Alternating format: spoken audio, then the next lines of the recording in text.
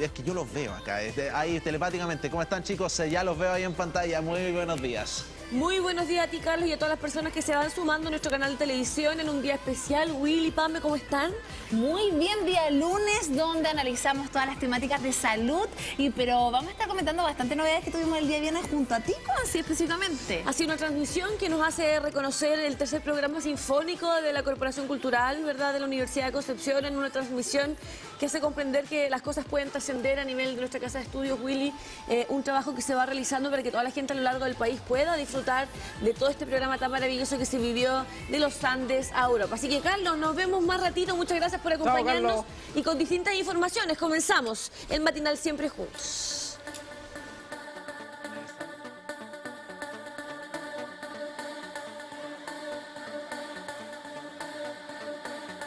El ají seco del sur, sabor que une, tradición que perdura. Y TVU Noticias Central, lunes a viernes a las 20 horas. Presentan Matinal Siempre Juntos.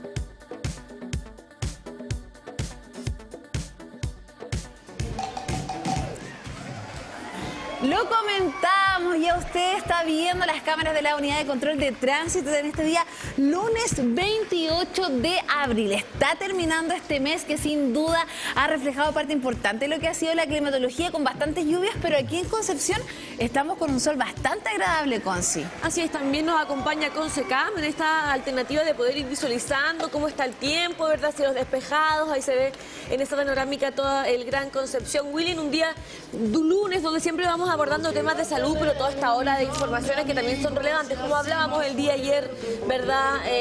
Todas las informaciones que son relevantes a la hora de presentarles a la gente todo este popurrí de contingencia. Sí, de temperatura bastante baja, buena música, estábamos escuchando Dua Lipa delante y ahora estamos escuchando a Roberto Carlos. No es el futbolista, es el músico brasileño que tuvo una última presentación, yo me acuerdo, aprovechando en el Festival de Viña del Mar. Notable cargar cada tema que tiene él. Y en temperatura, ¿sabes qué? En la mañana estábamos en reunión de pauta y conversábamos de que algunos celulares no aparecía en algunos el tema del sistema frontal, pero sí va a llover, ¿no? Estábamos revisando con Carlitos Quintana en antes, el miércoles y jueves va a llover y van a haber temperaturas bastante bajas. De hecho, yo hoy en particular sentí temperaturas bastante bajas acá. Y la máxima hoy día, mire, de momento estamos en los 10 grados, bastante heladito. Miércoles y jueves, entonces, como tú bien dices, presencia de lluvia. Sí. Oye, lluvia que Pamela Castillo presenció en Ranco. Sí, en el lago de hecho Ranco. quiero mandar un gran saludo a toda la región de Los Ríos, que también veían el canal TVU, el canal de la Universidad de Concepción, y fue... Se escucha Mona y de fondo. No, bastante lluvioso. No voy a nombrar de qué, pero bastante lluvioso, barro, como esas lluvias cuando aquí tenemos inundaciones importantes. De ese nivel estábamos en el lago Ranco. Así que del rally un gran besito a todos. Pero la energía no para, la energía de todo lo que se va situando a nivel país. La mujer tuerca, la mujer del rally. A estas actividades, ¿cierto? Desde el rally y también sobre lo que se vivió el día viernes del concierto, en esta oportunidad de una transmisión y de poder generar a la gente la cultura necesaria para ir comprendiendo a más de 60 músicos en escena en este escenario que hoy día también podemos ver a través, ¿cierto?, de la grabación y de la transmisión que se va presentando. Ahí tenemos imágenes de lo que fue de los Andes a Europa, un trabajo que nos hace conscientes de los 80 años también, ¿verdad?, de que Gabriela Mistral recibe el Premio Nobel de Literatura, la primera mujer latinoamericana. Es por lo mismo que estamos bien presenciando en imágenes todo lo que se vivió, ¿verdad?, en esta jornada maravillosa que tuvimos el placer, ¿cierto?, de transmitir. Conci, tú estuviste ahí en la previa de lo que fue este concierto y entrevistando a la directora específicamente, a los músicos, a todo lo que estaba ocurriendo. ¿Cómo sentiste ese día específicamente también para ellos en el marco de una actividad que visibiliza la música también? Mira, Pamela, la verdad es que para nosotros como canal siempre vamos teniendo estos desafíos que nos sacan un poquito de esa zona de confort donde estamos, por ejemplo, siempre en el matinal, llevamos recorriendo ese bagaje, pero estar dentro del teatro de la universidad a las puertas de un evento tan importante como este hace que tengamos desafíos distintos también como medio, así que realmente siempre se hace positivo ir conociendo el detrás también de cómo los artistas se van preparando por estos procesos y también incentivando que la gente que muchas veces no puede estar en el teatro y que son incluso de otras partes del mundo puedan obviamente acompañar todo el proceso de la Corcudec, de la orquesta y de todos los artistas que dieron vida a este importante escenario el día viernes. Oye, y tuve la oportunidad además, la propia Pame, ustedes también, de hablar con la directora colombiana. Hicimos una nota en torno a la visita que tuvo, entre otros, agradecemos también en ese sentido su disposición, estuvo en todos los programas, en el Multiverso, en el Matinal, tuvimos la oportunidad de hablar con esta directora colombiana, bastante detallista. Ella lo marcaba, su primera vez acá en la región del Biobío, bien importante porque también se van incorporando y hay un choque también de generaciones, estas alianzas virtuosas en el mundo de la cultura que funcionan a la perfección, así que también vayan a nuestros distintos canales y coordenadas en sitio web y YouTube y pueden repasar una de las entrevistas que hicieron nuestras compañeras, la nota que preparamos desde el departamento de prensa, y tú también tuviste la oportunidad de conversar con bastantes personas, precisamente que fueron los protagonistas de este evento cultural. Hablamos con los artistas, músicos, también hablamos con el público, cómo iba entrando toda la gente, ¿cierto? Preparándose para todo este magno evento que se vive desde el teatro. El poder reconocer la preparación también, los ensayos y todo lo que da vida a un evento que es tan importante regionalmente hablando. Ya tuvimos una primera transmisión, Pame, que tú también disfrutaste. Así que vamos a ir reconociendo ciertas impresiones de lo que se vivió justamente en esta jornada del día viernes, de los Andes a Europa. Bueno, la preparación en una orquesta profesional siempre es un poco similar. Se empieza el lunes los ensayos y los conciertos son viernes y sábado por lo general. Al lunes yo llego con unas ideas preconcebidas, los músicos llegan también con todas las notas de toda la música preparadas y lo que hacemos es ya empezar a buscar cuestiones más artísticas, más de un nivel un poco más alto, no de resolver notas y de resolver cosas más de técnicas, sino algo que vamos a decir a través de esta música, cómo vamos a construir una línea argumentativa, cómo vamos a hacer un viaje, qué le vamos a entregar al público, porque es muy importante saber que si nosotros disfrutamos, el público disfruta. Encuentro que es súper importante tener la oportunidad de hacer este homenaje y ha sido una semana llena de ensayos intensos y ricos para mí, por lo menos como músico solista en este programa. Y me ha gustado mucho también el trabajo que ha realizado la maestra Tatiana Pérez. Hemos podido conectar mucho encuentros, ya que ella es chelista también, con este concierto para violonchelo de Haydn. Es una pieza que se basa en una experiencia tan potente como lo que es la pérdida de un hijo de manera tan trágica como fue la vida de Jin Jin, lo que implica el que autoridades hayan rescatado su memoria y hayan decidido traerlo desde donde él estaba enterrado desde el año 1943 en Petrópolis, Brasil, hasta Monte Grande para ser enterrado con su mamá. Es de una sensibilidad y una carga de sentimiento muy fuerte. Entonces eso despierta un poco eso despierta estas ganas de hacer esta obra, de pintar estos cuadros. A mí me gusta mucho la imagen en la orquesta, entonces yo quiero que la gente ojalá pueda ver y pueda vivenciar lo que esta obra pretende decir. Qué bonita experiencia la de Constanza Sarquís, una profesional que conoce de cerca del arte, de la cultura, de este tipo de eventos y puestas en escena con sí.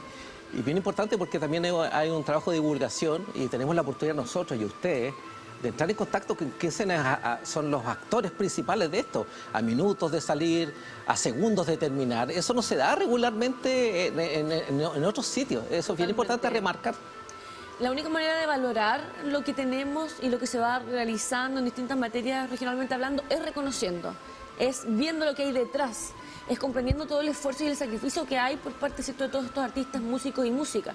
Entonces yo creo que es un rol, como tú bien dices, de divulgación que es crucial para que la gente tenga como alternativa no solo ver, no sé, algunas plataformas con música, sino que poder realmente sentir en vivo y en directo toda la mística y todo lo que hay detrás de eventos, ciertos, sinfónicos como este. Así que realmente yo creo que es un desafío hermoso que tomamos como medio de comunicación y que nos hace comprender que hay mucha gente a lo largo del país, incluso el mundo, que quiere obviamente vivir esta experiencia. Así que así seguiremos, yo creo, ¿no? De Como hecho, TVU. eso te iba a comentar porque nuestro medio de comunicación no solamente está en la región del Biobío, sino que a través de las diversas multiplataformas llegamos a las regiones de nuestro país, descentralizando, democratizando la música, y qué mejor que también con esta cobertura donde se posiciona el arte, ¿cierto?, como parte importante y pilar para el desarrollo de nuestra ciudad y el país. Sí, vaya a los cables operadores también región por 5 regiones también se va a encontrar con sorpresas. Estamos en alta definición en varios puntos del país. Cambiemos de tema. El fin de semana, un año más de la celebración del aniversario de Carabineros, un año más también, más de un año en realidad, un poquito, claro, considerando hoy, del fallecimiento de 3 policías en la provincia de Arauco, en la comuna de Cañete. Bajo ese tipo de marco se realizó la ceremonia, por así decirlo, institucional. Hubo cambios en el centro de Carabineros, la comisaría de Los Álamos. A partir de ahora los héroes de Arauco tuvieron parte de ellos los familiares, también el ministro de Seguridad, que hoy va a celebrar el aniversario de Carabineros, pero en la región de Los Lagos. Y también una serie de actividades que se realizaron en la provincia de Arauco y también que se realizaron, por ejemplo, acá, en la Catedral de Concepción, Conci. Usted dice, la catedral se realiza justamente esta actividad, se realizó esta actividad en el honor a los 98 aniversario institucional, el cual fue presidido por Monseñor Sergio Pérez, ¿verdad?, de Arce, y encabezado por el general Renzo Micono. Agradecemos obviamente a la comunidad, autoridades e instituciones que nos acompañen. Se hace difícil la celebración, ¿verdad?, de este 27 de abril, donde esta conmemoración tiene como objetivo resaltar la labor de los miles de hombres y mujeres que integran la institución de Carabineros de Chile, una, obviamente, entidad que es parte de la vida cotidiana de las comunidades educativas. Esta celebración, obviamente, se empaña y yo creo que nunca será celebración propiamente tal, desde obviamente el atentado que se vivió justamente el año pasado, Willy. Anoche vecinos de Los Álamos también recordar que realizaron una actividad súper importante, una velatón que se va girando en torno a estos héroes que vieron la vida y que efectivamente mueren en Arauco. Sí, y aprovecho también a través de ello destacar el trabajo de los carabineros que están en la zona fronteriza, en retenes muy alejados de los cascos urbanos, viviendo situaciones de climas hostiles. Los carabineros que están también de a pie trabajando en las calles de nuestra región del Biobío, que están también detrás de una serie de la persecución de delitos. Siempre la falta de uniformados es notable, es notorio en este sentido. Entonces ahí hay que redoblar el trabajo de las uniformadas y los uniformados. Y claro, está este marco. Y a respetar el trabajo también de la institución. Sí, qué buen punto hablaste tú. Sí, exacto. Porque respetar. Claramente ellos pueden mejorar su trabajo, pero aquí hay un tema que tiene relación a que muchas veces se genera un poco de respeto. ¿Y quiénes son los que cuando tenemos problemas están? ¿Quiénes son cuando hay distintas cosas difíciles que van ocurriendo a nivel región y país? ¿Quiénes son los que siempre están? Entonces yo creo que es súper importante el respeto a la institución, a pesar de que efectivamente se hace difícil porque han habido ciertas problemáticas con respecto al estallido social y otras cosas, pero siempre entender que son personas. Sí, y que también por uno no podemos calificarlo a todos. Ha habido también casos de malversación de fondos, y así, varias temáticas particulares, pero también no tenemos que olvidarnos de esos carabineros que están desplegados en las calles, cuando llueve, cuando hay eventos climatológicos muy adversos, los incendios forestales. Son ellos los primeros en entregar algún tipo de ayuda, un respaldo y así. Claro, está esta crisis de las instituciones que ha atravesado a todos, desde el Poder Judicial, estuvimos un poquito hablando del Poder Judicial, pero desde una perspectiva positiva, cómo ellos están acercando también a una serie de instancias hacia zonas carenciadas. Lo mismo hace Carabineros, entonces también hay que destacar el trabajo de ellos en un año muy complejo con esta investigación sobre el caso Carabineros que logró dar con este prófugo de la justicia que se estaba buscando y que en definitiva se apresó a él en la provincia de Arauco. Se volvió a hablar, obviamente, de esta temática todo este fin de semana, a consecuencia de la ceremonia que se realizó desde muy temprano el domingo, ayer, cerca de las 8 de la mañana, y que fue llevada a todo el país a través de la plataforma del canal de YouTube de Carabineros. Y de hecho acá lo importante también es ver cómo Carabineros se ha adaptado a las nuevas realidades, tanto sociales, producto también de lo que ocurrió con el estallido social. Ellos ahora tienen un nuevo modelo de integración comunitaria que no solamente están aplicados, ¿cierto?, a temas de seguridad, sino también a esta vinculación con la comunidad desde actividades muchas veces deportivas, recreativas también, y de generar un rol bastante desde la prevención también a la ciudadanía. Entonces yo creo que hoy en día, así como tú, Williams, hablaba respecto de la crisis de desconfianza que existe respecto a las instituciones públicas, también yo creo que cuando existen estas crisis son oportunidades de ver cómo van mejorando también las instituciones y lo que pide la ciudadanía respecto también al rol que cumple cada uno de ellos, no solamente Carabineros, exacto, sino también al rol que tenemos también desde lo público y lo privado.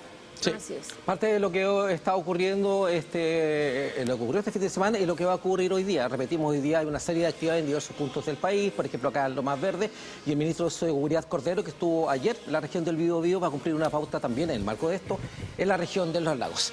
La propuesta, vamos a revisar las redes sociales que nos proponen nuestros colegas del diario Concepción, en particular con respecto a esto que ustedes han desarrollado bastante desde el matinal. Así es. ¿Qué pasa con la inteligencia artificial y los celulares en colegios? Esto reabre obviamente un debate que es político tras polémico caso en San Pedro de la Paz, que lo hemos también comentado, Pame. Se hace súper necesario poder cuidar y generar espacios seguros para los niños, niñas que están, ¿cierto?, en un proceso de desarrollo donde lamentablemente la inteligencia artificial suena negativamente y muchas veces hay un aprovechamiento de parte de algunas generaciones que pueden causar problemáticas muy complejas a niñas. Sí. En este caso, una realidad que se está viviendo desde San Pedro de la Paz, y por lo mismo se abre este debate, y desde el diario Concepción se habla efectivamente de este uso de inteligencia artificial y celulares en colegios, que es bastante nocivo si es que no hay un control pertinente. Así es, porque en San Pedro de la Paz, obviamente la inteligencia artificial habría sido utilizada, ¿cierto?, por alumnos que habrían generado imágenes falsas de sus compañeros también, lo cual genera obviamente no solamente un debate para la ciudadanía, sino también para la comunidad educativa, para los profesores, para los padres, los adultos responsables, respecto de cómo también conocemos el mundo digital para poder obviamente generar esa reeducación respecto también a los medios y la importancia que tiene la conversación y sobre todo el utilizar la inteligencia artificial de manera eficiente, pero también ética, frente hoy en día a todas las situaciones que están ocurriendo, sobre todo, por ejemplo, desde el ámbito escolar. El año pasado hubo un caso en Santiago, donde precisamente estudiantes generaron una serie de imágenes de carácter sexual de compañeras. Fue un caso que también reabre, más bien puso el marco. Y ahora, como bien titula en la nota de nuestros colegas de Diario Concepción, reabre el debate. Y lo mencionan ahí en su crónica, el Reino Unido es el primer país de la aldea global que tiene regularizado esto. En nuestro país estamos en pañales con respecto a esa temática, nos falta seguir desarrollando temáticas. Yo les propongo, para que vayan, ya que está súper presente, hablo de una serie que se llama Adolescencia, donde se trabaja precisamente y se profundiza en esta temática, el uso de fotografías, el acoso, el ciberbullying. La relación de los padres también en el mundo de los adolescentes, considerando... La entrega fácil del teléfono para, no sé, descansar en eso, entregárselo al niño, no sé, para que esté un tanto tranquilo, pero se hace un nivel de afectación bastante cuando no hay un control parental. Sí. Cuando no hay una entrega informativa de lo que significa el uso de las redes sociales, sobre todo en niños y niñas o en los nativos digitales, que claro, crecen de la mano de los celulares, pero hay que poner un marco desde la familia, como dice la Pame. Como tú bien dices, Willy, se hace imperante que los padres entiendan que muchas veces el celular y el uso de tablet y de la inteligencia artificial puede causar bastantes problemáticas en los espacios seguros de los niños. Por ejemplo, en tu caso, Willy, en mi caso como papá y mamá, muchas veces quizás hemos cometido el error de prestar un par de minutos el celular, pero hasta aquí pueden llegar los adolescentes, incluso a enfermarse psicológicamente por este mundo globalizado, donde solamente apretan un clic y están metidos en cosas tan negativas, ¿cierto? Como el enseñar a hacer bullying, el poder obviamente tener cosas que son súper negativas y nocivas a través de lo que es la violencia por internet. Entonces realmente es importante que se reabra este tipo de debate para que haya un control. El uso de tecnologías digitales en los establecimientos educacionales volvió a instalarse en esta discusión pública luego de que se conociera justamente este caso que comenta Pam en San Pedro de la Paz, donde un estudiante había generado imágenes falsas mediante la inteligencia. Imagínense qué pasan con esas niñas. ¿A dónde llegan esas imágenes? ¿Hasta dónde llegan? Las niñas vuelven a ser las mismas, claro, sabiendo que recorren a través de toda la región, incluso del país, del mundo, imágenes de ella, imágenes íntimas de las pequeñas. ¿Qué pasa después de eso? Y sobre todo respecto del impacto que tienen un proceso de desarrollo. Ellos aún están creciendo, están teniendo una mirada del mundo, una visión, y obviamente vivir estos episodios que están sexualizadas también frente a la inteligencia artificial y al impacto que genera obviamente acá un compañero, ¿cierto?, de difundir difundir estas imágenes falsas es bastante grave. Williams comentaba respecto a esta serie que se llama Adolescencia, que está en Netflix. Primero se habló de una serie que era 13 razones, que estaba vinculada desde la mirada de la víctima frente a todo lo que vivió del bullying, pero ahora salió esta que se llama 13 razones y yo creo que es una invitación a poder revisarla como familia, porque no solamente se habla del impacto que tiene un niño que a lo mejor es juzgado, ¿cierto?, por la justicia respecto a un homicidio, un delito, pero también el impacto que tiene para la familia, para los padres, cómo los padres empiezan a cuestionar qué es lo que hice bien, qué es lo que hice mal, cómo llegamos a esto, si quizás tengo 2 hijos y le di la misma educación muchas veces los padres hasta desconocen lo que se vive en el mundo de la virtualidad, entonces ¿cómo vas a tener el control si ni siquiera sabes cómo se utiliza o cómo los niños tan rápidamente van evolucionando en estas temáticas? De hecho, esta serie, a su protagonista, es una serie que produce Brad Pitt. Claro, el hijo, quien es a ver, no quiero hacer spoilers, pero bueno, es el victimario. Claro. El papá pensaba que todo estaba bien, porque estaba todo el día el hijo encerrado en su habitación. Pero ¿dónde? Entonces estaba encerrado en su habitación, pero en torno a esto, visitando el teléfono, visitando la laptop, el notebook, y llegando a situaciones límites que se hacen inmanejables. Entonces eso también uno piensa que bajo el resguardo de la casa está todo ok, y no. Y lo mismo pasa en los colegios, de repente uno no sabe hacia dónde llegan. Pero hay algunos colegios que tienen regularizado el uso de este tipo de aparatos. Hablamos de los teléfonos inteligentes, que dejan de ser inteligentes cuando pasan este tipo de situaciones. Y queremos cambiar de tema también vinculado a lo que es una histórica ley que se promulga respecto a enfermedades raras y de diagnósticos también, donde ¿saben cuántos gobiernos tuvieron que pasar para que podamos estar hablando el día de hoy de este tema?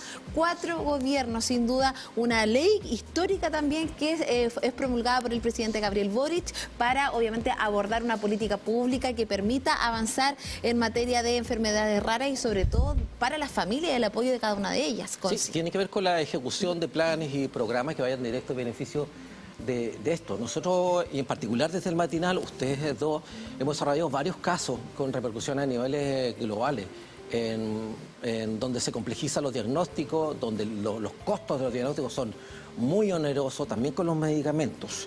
Esto tiene que ver con la ejecución de políticas públicas. Es un programa de acciones relacionadas con este tipo de enfermedades, que son aquellas, para que usted sepa, que tienen una prevalencia, mire, menor a un caso por cada 2.000 habitantes. De ahí el rótulo de enfermedades poco frecuentes, también huérfanas. El objetivo es mejorar la atención y calidad de vida de las personas que las padecen. Este es un tema relativamente nuevo en cuanto a concepto. Si echamos la mirada hacia atrás y hablamos, yo tengo 50 años, 30, 40 años atrás, se sabía poco de esto. Ahora afortunadamente se le da este marco para precisamente estas personas que padecen, para que las familias tengan un área de protección que hoy día no la tenían.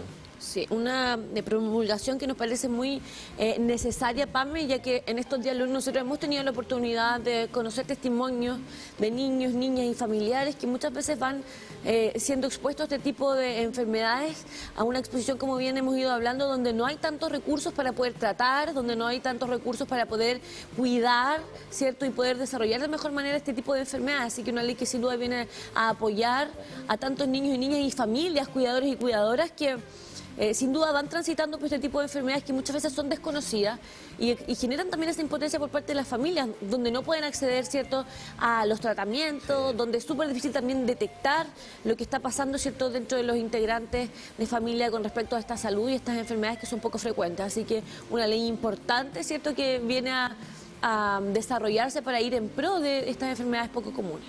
Y de hecho acá lo hemos conversado específicamente el jueves, ¿cierto?, donde analizamos diversos casos de causas sociales, donde muchos padres, familias vienen al matinal a visibilizar sus casos, donde muchas veces no hay red de apoyo por parte del Estado, los tratamientos son carísimos y tienen que estar realizando bingos, actividades. Muchos de los tratamientos están en Estados Unidos, en otros países, y la importancia de esta ley que sin duda viene a generar un impacto en materia de política pública, sobre todo en salud. Así que gran noticia obviamente para todas estas familias que sin duda transitaron momentos de dolor y de angustia y que hoy vienen a recibir también apoyo por parte del Estado. La que no es una gran noticia, porque de repente nos eternizamos en estudios. Bueno, los marcos son bastante complejos. Hablamos del mercado central de Concepción. esta es imagen de archivo, pero si usted va a este mismo minuto, en esta misma hora, minuto y segundo, al Mercado Central de Concepción, se va a encontrar con la misma imagen.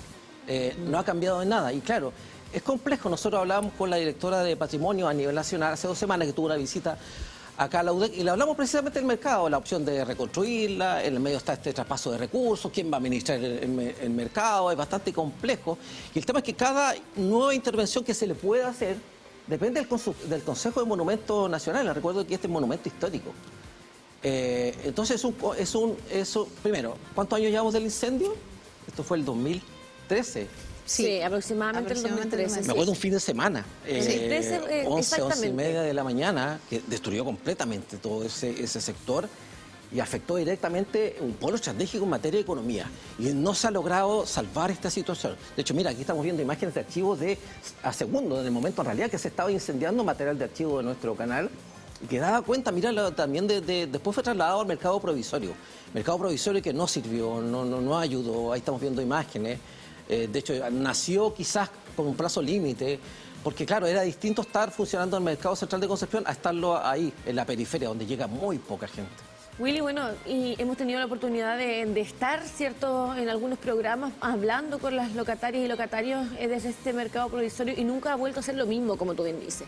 Un mercado central que era parte de la identidad también del centro de Concepción, donde tantas personas, familias en general, disfrutaban, ¿cierto?, de este ambiente, ¿no?, que le daba ese importante conjunto de cosas que tienen relación con lo gastronómico, con esa vida que se daba desde el mercado central. Nunca ha vuelto a ser lo mismo, y por lo mismo se hace tan imperante que estos proyectos se puedan desarrollar. Lo conversábamos también desde Talcahuano, el mercado talcahuano, y desde otros puntos también del país, donde siempre se hace tan lento. Temuco creo que nos comentaba nuestro director Víctor Silva que lleva poco más del 50% en fase de reconstrucción, tengo entendido, también afectado por el incendio. El mercado talcahuano, que pasó en estos días, estos últimos meses, por un tema tortuoso en torno a las losas presupuestarias. Tuvo que venir la subsecretaria de Santiago a calmar un poco las aguas y hablar del financiamiento, que al final va a ser mixto. Ha sido un tema, el tema de la redundancia de los mercados. Yo añoro mucho, la otra vez Virginio Gómez, también con varios dueños locales de mercados, por ejemplo en Los Ángeles, viajaron a España, donde están estos mercados arquitectónicamente muy bonitos, insertos dentro de un área. Las terrazas que hay afuera, la vida que se vive también, que es parte importante del turismo y de cómo las ciudades se van apropiando de todos estos espacios para poder dar vida y tener mucho que ofrecer, tanto a los que viven dentro de las ciudades, como también obviamente a las personas que vienen desde el lado turístico. Así que un tema que es súper importante de poder conversar y desarrollar. Y qué importante, mira, más adelante vamos a estar hablando de un tema que está vinculado al poder proteger obviamente nuestro ecosistema, nuestra biodiversidad, pero también aquí hay que tener una mirada de cómo cuidamos nuestro patrimonio, cómo cuidamos el desarrollo histórico de nuestra ciudad. Si analizamos datos también específicamente de lo que es el mercado central, este fue reconstruido en 1940 después del dañado terremoto de 1939, o sea, tiene historia, y parte de ese legado también hay que cuidarlo y protegerlo porque pertenece a la identidad de cada ciudad. Entonces, el tenerlo en estas condiciones sin duda también refleja un mensaje desde lo público y desde cómo también entendemos la ciudad. Entonces, yo creo que aquí es una crítica de alguna forma también a los diversos gobiernos que nos han desarrollado, yo creo que nos han consolidado en esa mirada de poder cuidar los patrimonios para que todo el desarrollo económico y cultural y musical, recreativo, gire también en torno a Tiene estos que ver con la espacios. descentralización de los recursos también, Will. Y la toma de decisiones. ¿Cómo es posible o la voluntad política. Claro, también. ¿cómo es posible que tenga que venir la subsecretaria de Santiago a ordenar todo este tema? Después de este tema de presupuesto, que no había presupuesto, que sí había, que después no. Entre medio también hablamos con el Servicio de Desarrollo Social para saber si la resolución satisfactoria tenía algún tipo de problema, o sea, nos señaló que no. Parte de las problemáticas, pero también tenemos problemáticas en otros lugares del mundo y que también son muy similares a lo que pasó acá. No solo a nosotros nos pasan los apagones. No, yo no podría pensar, oye, Europa todo perfecto. Y no, hubo problemas. De hecho, hasta hoy en la mañana, la última información que teníamos era que esto seguía. Y tiene que ver con los apagones en España y Portugal. Aquí estamos viendo información de nuestros colegas de Diario El Mercurio. Así es, apagón masivo que deja sin electricidad a gran parte de España y Portugal. hay caos en transporte y comunicaciones. Aún se desconocen las causas de, obviamente, esta problemática, mientras que zonas como Francia también han reportado la suspensión del suministro. Y nosotros también lo conjugamos y lo vamos, no sé, viviendo como la experiencia que se vivió también hace un par de meses atrás. No, y el día viernes hubo también un apagón. De hecho, ese día yo iba saliendo acá de Concepción y estaba el tema de una gran intensidad en las lluvias, pero también se generaron bastantes problemas en la congestión vehicular, porque hay mucha gente que cuando ocurren estas situaciones no ocupa la empatía, hay que decirlo. Entonces, usa el auto. No, y evidentemente no respeta, llega, pasa, y puede generar ciertos temas complejos. Entonces, ¿qué está pasando en el mundo respecto a este tema? Yo creo que también tiene relación con lo que está ocurriendo con el cambio climático, y todo se relaciona también en que la gestión del riego, tenemos que cuidar obviamente nuestro ecosistema, y parte de cuidar nuestro ecosistema tiene relación con todo lo que ocurre no solamente en el área medioambiental, sino también en el área de la electricidad. Bueno, acá lo que ocurrió, estuvimos con el doctor, acuérdame el nombre, doctor Claudio Roa, que después también estuvo visitando la zona de Plaza Juan Bosco, donde también hubo un impacto que generó también una serie de problemáticas en el área de la energía. El apagón de acá tuvo un factor humano de por medio, bueno, como siempre, pero aquí fue un factor, una persona que tomó una mala determinación. El coordinador eléctrico. Claro. O sea, no fue el coordinador eléctrico, sino una persona, bueno, recuerda que esto estaba entregado a una empresa privada en la zona norte, y afectó directamente los febles de nuestro sistema también. Lo dijo el propio doctor Roa, que también fue ex miembro de lo que antiguamente no era la Coordinación Nacional de Energía, pero que era un estamento muy similar. Lo que antes era, no sé, ONEMIO y Senapred, algo muy similar en el área de la energía. Así es, así que temáticas que también vamos a ir desarrollando en este día lunes, siendo ya las 9:35, y es momento de involucrarnos con el exterior, con lo que está pasando, con ciertas informaciones. ¿Cómo estás, Mati? Bienvenido. ¿Cómo estuvo el fin de semana? ¿Hace mucho frío? Varias preguntas que te vamos haciendo aquí en el matinal. Bienvenido. ¿Qué tal? ¿Cómo están? Buen día. Sí, está helada la jornada, con sol, pero con un viento que congela un poquito, así que al menos para quienes estuvimos enfermos, yo todavía estoy un poquito enfermo, así que es una mañana que hay que abrigarse. Ocupar una primera capa, quizás estar abrigadito. Yo por mi parte estoy un poco abrigado porque, claro, la temperatura se siente baja. Oye, estamos nosotros ubicados en el...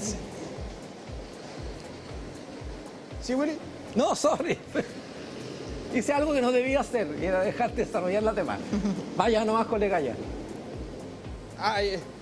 Sí, es que ahí el tema del delay, hay que recordarlo, que nosotros tenemos un delay con respecto al estudio, entonces llega un poquito más tarde, por eso a veces genera inconveniente. Bueno, vamos a hablar de lo que nos compete, de por qué estamos en este sector, en la avenida Prat en este momento, porque ya hace un mes atrás, desde el Ministerio de Obras Públicas se había anunciado que ya se encuentra en un 50% de avance esta parte que ya vendría siendo la final del puente Chacabuco, y que ahora, recordar, podrían venirse desvíos, más bien se van a venir desvíos producto de lo que va a ser la instalación de las vigas que van a estar sobre la avenida Padre Hurtado.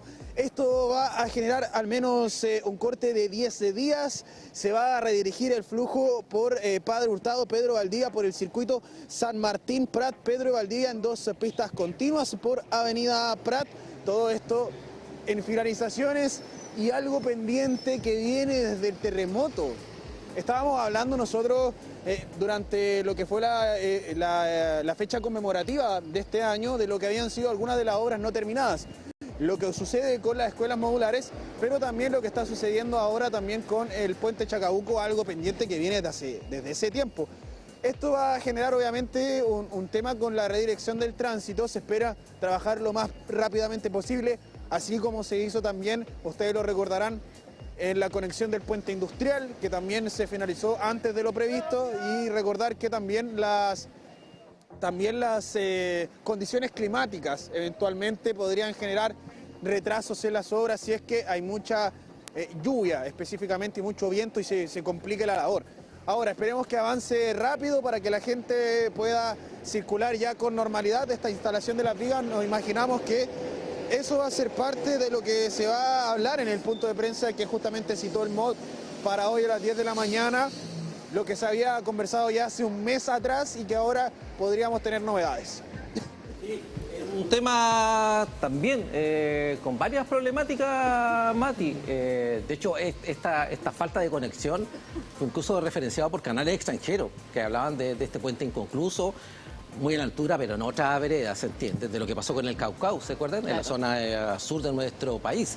Vamos a ver qué se habla en este sentido sobre este tema, qué pasa con también, la otra vez dimos a conocer a través del diario Concepción, de los avances en términos de expropiaciones del puente Amdel, sigue en marcha el puente ferroviario, qué pasa con una serie de viaductos, el puente Juan Pablo II, que tuvo serias afectaciones por el terremoto del 2010, que luego después fue reparado y así. Va a ser una jornada bastante noticiosa. Mi duda siempre es cómo es que va a desembocar toda esa área, porque tiene harto movimiento ese puente, esa oreja, por así decirlo. ¿Cómo es que va a desembocar y cómo es que va a absorber todo cuando llegue a esa área que es Chacabuco? Porque Chacabuco, en ese sector, no, salvo el Esmeralda, que es un proyecto del MIMBU, no va a tener como un cambio. Entonces, ¿cómo se va a absorber todo eso? Ahí hay otra duda, Matías, ¿cómo va a absorber esa área, el transporte nuevo que se va a instalar? Sí, ahí también está el tema de el cambio que va a venir en este sector, un proyecto que quedó también en el trabajo, tú lo mencionabas, entre Servio, entre MOP, entre MIMBU y también entre la Municipalidad de Concepción para cambiar un poco lo que es el tema del sector en particular. Recordar que los proyectos que se están haciendo, tanto este del puente Chacabuco como el del puente Esmeralda, tienen un tema asociativo, no son proyectos diferenciados, sino que son proyectos en común que van a cambiar todo este sector. Ahora, la proyección para eso es de aquí a los próximos 5 a 10 años más. O sea, vamos a ver esta terminación pronto, pero los proyectos que van a venir, claro, recordar que, y lo habían mencionado anteriormente, todos estos temas vienen con procesos que son desde conseguir permisos, desde llegar a la licitación, desde empezar los trabajos, hasta, por ejemplo, lo hemos visto específicamente en el eje Colón, hacia la comuna de Talcahuano o Hualpén, donde las empresas se fueron a quiebra y eso ha quedado ahí abandonado. Ahora sí podríamos ver avances prontamente en lo que ha sido proyectos que ha ocurrido justamente que avanzan, entran en licitación, se licitan, comienzan los trabajos, pero luego las empresas quiebran, ocurre cualquier otro tipo de inconveniente y eso queda ahí. Se espera que todo este proyecto, que al menos ya esto del puente Chacabuco está avanzando, se pueda trabajar en conjunto con lo que va a ocurrir hacia un costado, hacia el puente Esmeralda, para cambiar esta fachada, tal como tú mencionabas, Williams, y así unificar lo que son estos proyectos para mejorar tanto la conectividad como el transporte diario de las personas que circulan por este sector. Sí, el proyecto Esmeralda, que ya entregó la obra a la empresa. De hecho, la empresa está realizando precisamente los primeros trabajos de ejecución. Vamos a estar pendientes. Esta pauta comienza a las 10 de la mañana y van a surgir varias instancias en este sentido, varias interrogantes, y obviamente van a surgir bastantes respuestas, que lo buscamos nosotros en este sentido, de acuerdo también a las demandas ciudadanas. En otro tema, yo creo que junto con el tema de la energía, el tema del reordenamiento territorial de nuestra área, cómo van creciendo, en algunos casos desordenadamente, el plan regulador está recién para el 2030. Ahí el GORE tiene bastante que decir. Entonces, todo este tipo de instancias, vamos a ver cómo se van incorporando a la ciudad y cómo va creciendo la ciudad con las necesidades y dificultades que también tiene. Yo creo que es una oportunidad para la intermodalidad, para utilizar medios de transporte mucho más sustentables, y lo hemos hablado bastante acá respecto de si queremos que toda la ciudadanía, ¿cierto?, se traslade, por ejemplo, en transporte público, en la locomoción colectiva. Las personas también esperan que ese servicio sea bastante agradable, ¿cierto?, con una mejor infraestructura. Entonces ahí tenemos también que fomentar, obviamente, temas de inclusión. Ya hay ciertas locomociones colectivas, específicamente San Pedro de la Paz, que están con buses nuevos, ¿cierto?, que han llegado a nuestra ciudad, pero obviamente hay que seguir avanzando para que imágenes como las que vemos a través de las cámaras de la Unidad de Control de Tránsito durante la mañana no se repitan. Así es, Mati. Ahí estamos entonces viendo detalles de cómo se va viviendo, ¿cierto?, esta obra que es tan importante del viaducto Chacabuco. La movilidad sabemos que es parte muy importante de las conversaciones que vamos generando, ya que hay improvisación desde algunos puntos que hacen efectivamente que tengamos bastante tráfico en distintas horas de nuestra región. Así que este tipo de obras sabemos que son imprescindibles para tener una movilidad positiva en una región donde vemos tanta congestión a diario. Sí, parte de esas temáticas. Mati, quedamos con líneas abiertas a ver qué se explicita en este punto de prensa que está pactado para las 10 de la mañana. Así es. Mati, muchas gracias por estar con nosotros. Sí, un gusto, como siempre, tenerte acá. Conectados. Ahí te estaremos esperando también en los distintos programas que vamos generando como medio de comunicación. Willy, como siempre, gracias. Un gusto el tenerte con nosotros en toda esta primera media hora informativa. No, nos vemos a las 12. Nos vemos a las 12, sí. En un ratito más ustedes van a seguir hablando de reordenamiento también y así. Lo que ha dejado las consecuencias de los temporales en cauces y ríos y esteros de nuestra zona. Gracias por invitarme a su late. Muchas gracias. Chao. El late de la mañana, el matinal de las regiones de nuestro país, descentralizando la información, ¿cierto?, con lo que está ocurriendo desde tu zona. Y Conci, yo te tengo un dato imperdible para esta semana, porque Féminas está junto a nosotros. Ya está, tiene su colección otoño-invierno y sin duda te invita a que te motives y por supuesto utilices colores que son deslumbrantes. Están ubicados en la avenida Olivieri y también en la avenida Libertad en Chillán. Están ubicados en la región del Biobío y también en la región del Ñuble. Tú los puedes visitar también a través de su Instagram y a través de su sitio web www.feminas.cl. ¿Por qué puedes vestir de gris y puedes también vestir junto a los colores de Féminas, donde las mujeres empoderadas obviamente siguen cada una de sus redes también sociales? En Concepción, O'Higgins, local 3, Galería Olivieri, y en Chillán, avenida Libertad, Caracol Primavera, local 22.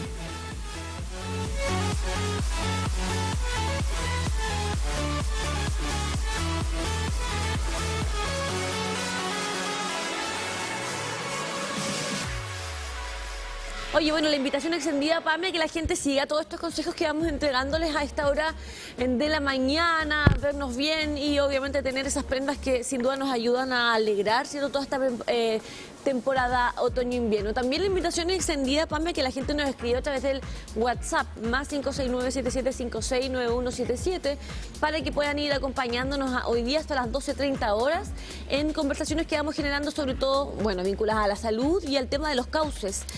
Así que todos pueden acompañarnos a través de nuestras redes sociales y a través de nuestro WhatsApp, que está siempre pensado para que ustedes tengan la directa conexión con nosotros. Y de hecho vamos a revisar precisamente porque nos están llegando mensajes de toda nuestra comunidad. A mí en la región de los ríos, Conci, me preguntaban bastante, pero ¿cómo los podemos ver? ¿De dónde los podemos? Yo le decía, conéctese a través de www.tvu.cl, a través de YouTube y por supuesto a través de las diversas multiplataformas digitales para que esté conectado con conversaciones que son parte de la agenda pública y que a nosotros como canal y medio de la Universidad de Concepción nos interesa visibilizar, como por ejemplo el agua. ¿Qué pasa con nuestros cauces, con nuestros ríos? ¿Estamos entendiendo la dinámica de los ríos? Para conversar este tema, el día de hoy estamos con la doctora María Alejandra Elgueta, académica de la Facultad de Arquitectura, Urbanismo y Geografía de la Universidad de Concepción. ¿Cómo está, doctora, en este día, lunes, inicio de semana? Hola, buenos días.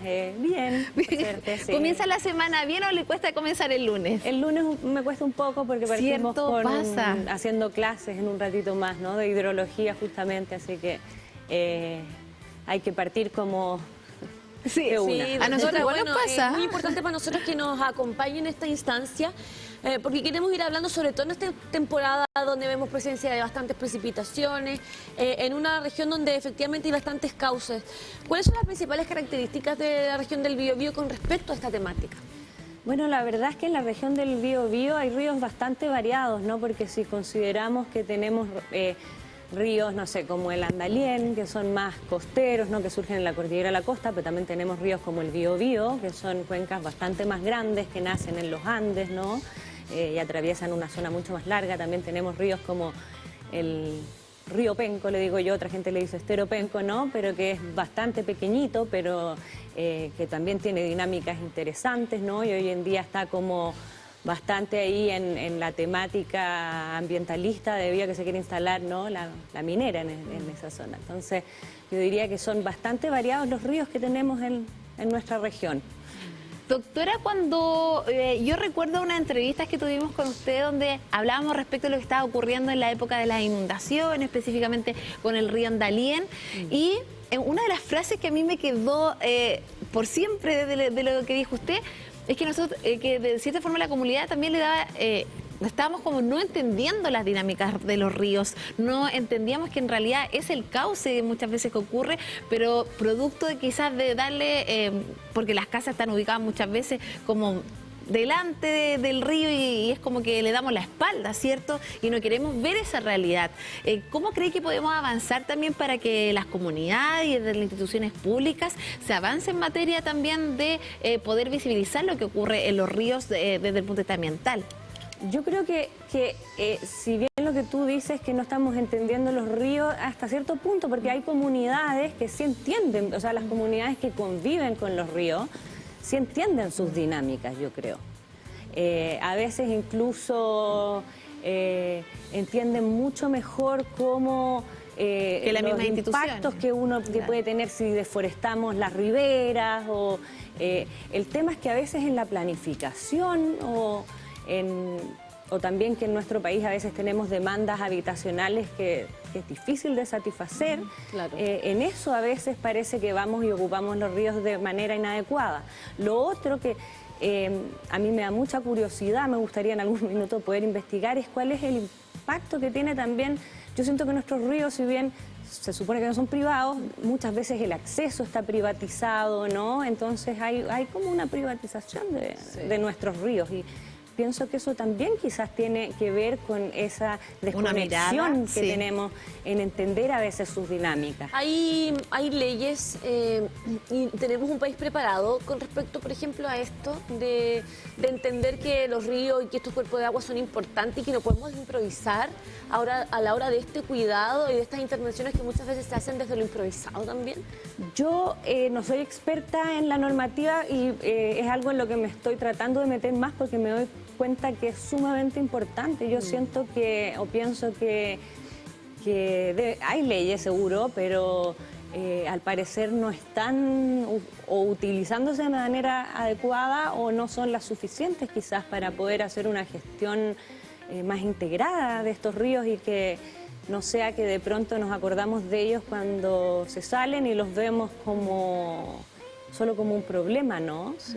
Doctor, y con respecto a esto también, las principales problemáticas que dan cuenta de que muchas veces la mano humana efectivamente tiende a generar ciertas cosas desde la improvisación que hacen que estos ríos se encuentren obviamente en problemáticas como las que siempre vamos abordando con respecto a, por ejemplo, las lluvias, etcétera.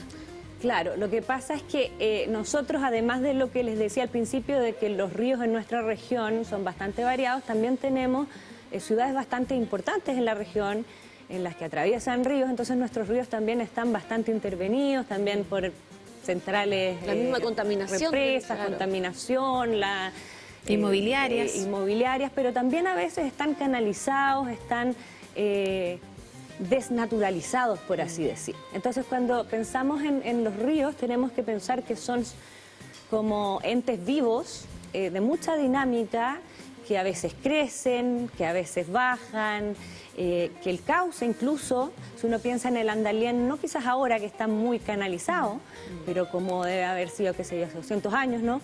Tenía una libertad de poder ir su cauce migrando, ¿no? A veces abandonaba ciertas zonas, después se iba por otras, claro, ¿no? Y esa dinámica lateral se va interrumpiendo muchas veces al ir construyendo estos ríos. Y por otro lado, también esa conexión que existe entre lo que está aguas arriba y aguas abajo, a veces también se va interrumpiendo porque construimos represas o porque hacemos obras que van desconectando estas dinámicas. Y eso yo creo que trae consecuencias. Doctora, usted hablaba de un tema importantísimo. Hay comunidades que tienen esa mirada de conservación respecto de lo que ocurre con los ecosistemas y la importancia para nuestro futuro, no solamente para las generaciones de hoy en día, sino también de las que vienen. Pero también tenemos, por otra parte, a las centrales, a las inmobiliarias, que de alguna manera han perjudicado bastante este entorno y específicamente los ríos. ¿Cómo se llega a un equilibrio específicamente desde lo económico, pero también que sea compatible con lo medioambiental y que exista ese equilibrio que permita también que se actúe en armonía con la naturaleza?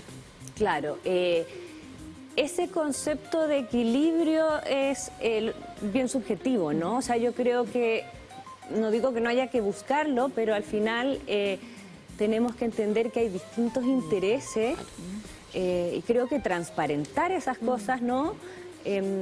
Permiten quizás en un minuto llegar a negociaciones o acuerdos acerca de nuestros ríos que quizás sean un poco más amigables con el medio ambiente, porque hasta el momento se ha priorizado mucho lo económico quizás, ¿no? Porque claro, se meten las cosas como en una ecuación, el resultado es positivo o el resultado es negativo, pero en realidad son el impacto que puede tener en la comunidad más allá de quizás es negativo nomás, o sea, como que creo que hay que verlo desde ahí, desde las visiones y cómo se van acordando y transparentar cuáles son esos intereses y quién se beneficia y quién no. ¿Cuáles son los ríos más afectados de la región del Biobío con respecto a esta explotación económica, por ejemplo?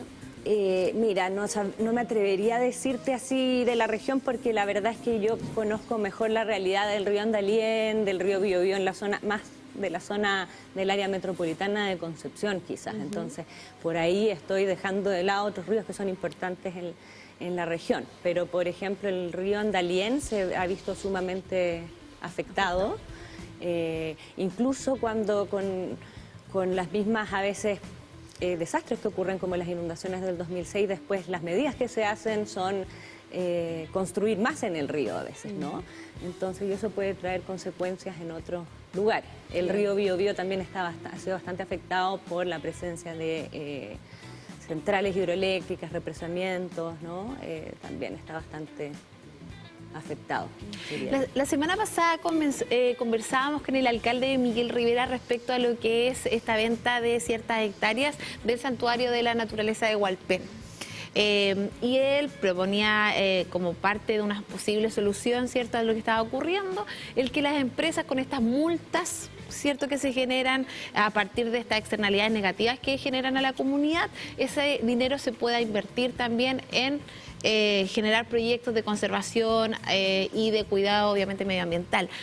¿Qué cree usted, doctora, que le falta a la política medioambiental en Chile para que de alguna manera las empresas, las inmobiliarias, las centrales, que generan muchas veces un impacto importante, puedan también contribuir a la solución de ese daño que genera? Pucha, ahí yo no sé si la empresa va a contribuir a una solución al daño que genera. Pienso que a veces ahí va más un lavado de imagen. No sé, como que es como les damos permiso para... Sí, pero no, digamos. Claro, entonces claro, porque lo va a generar igual el Yo daño. creo que faltan más restricciones en lo personal. Creo que pagar por haber hecho daño no necesariamente, quizás nos va...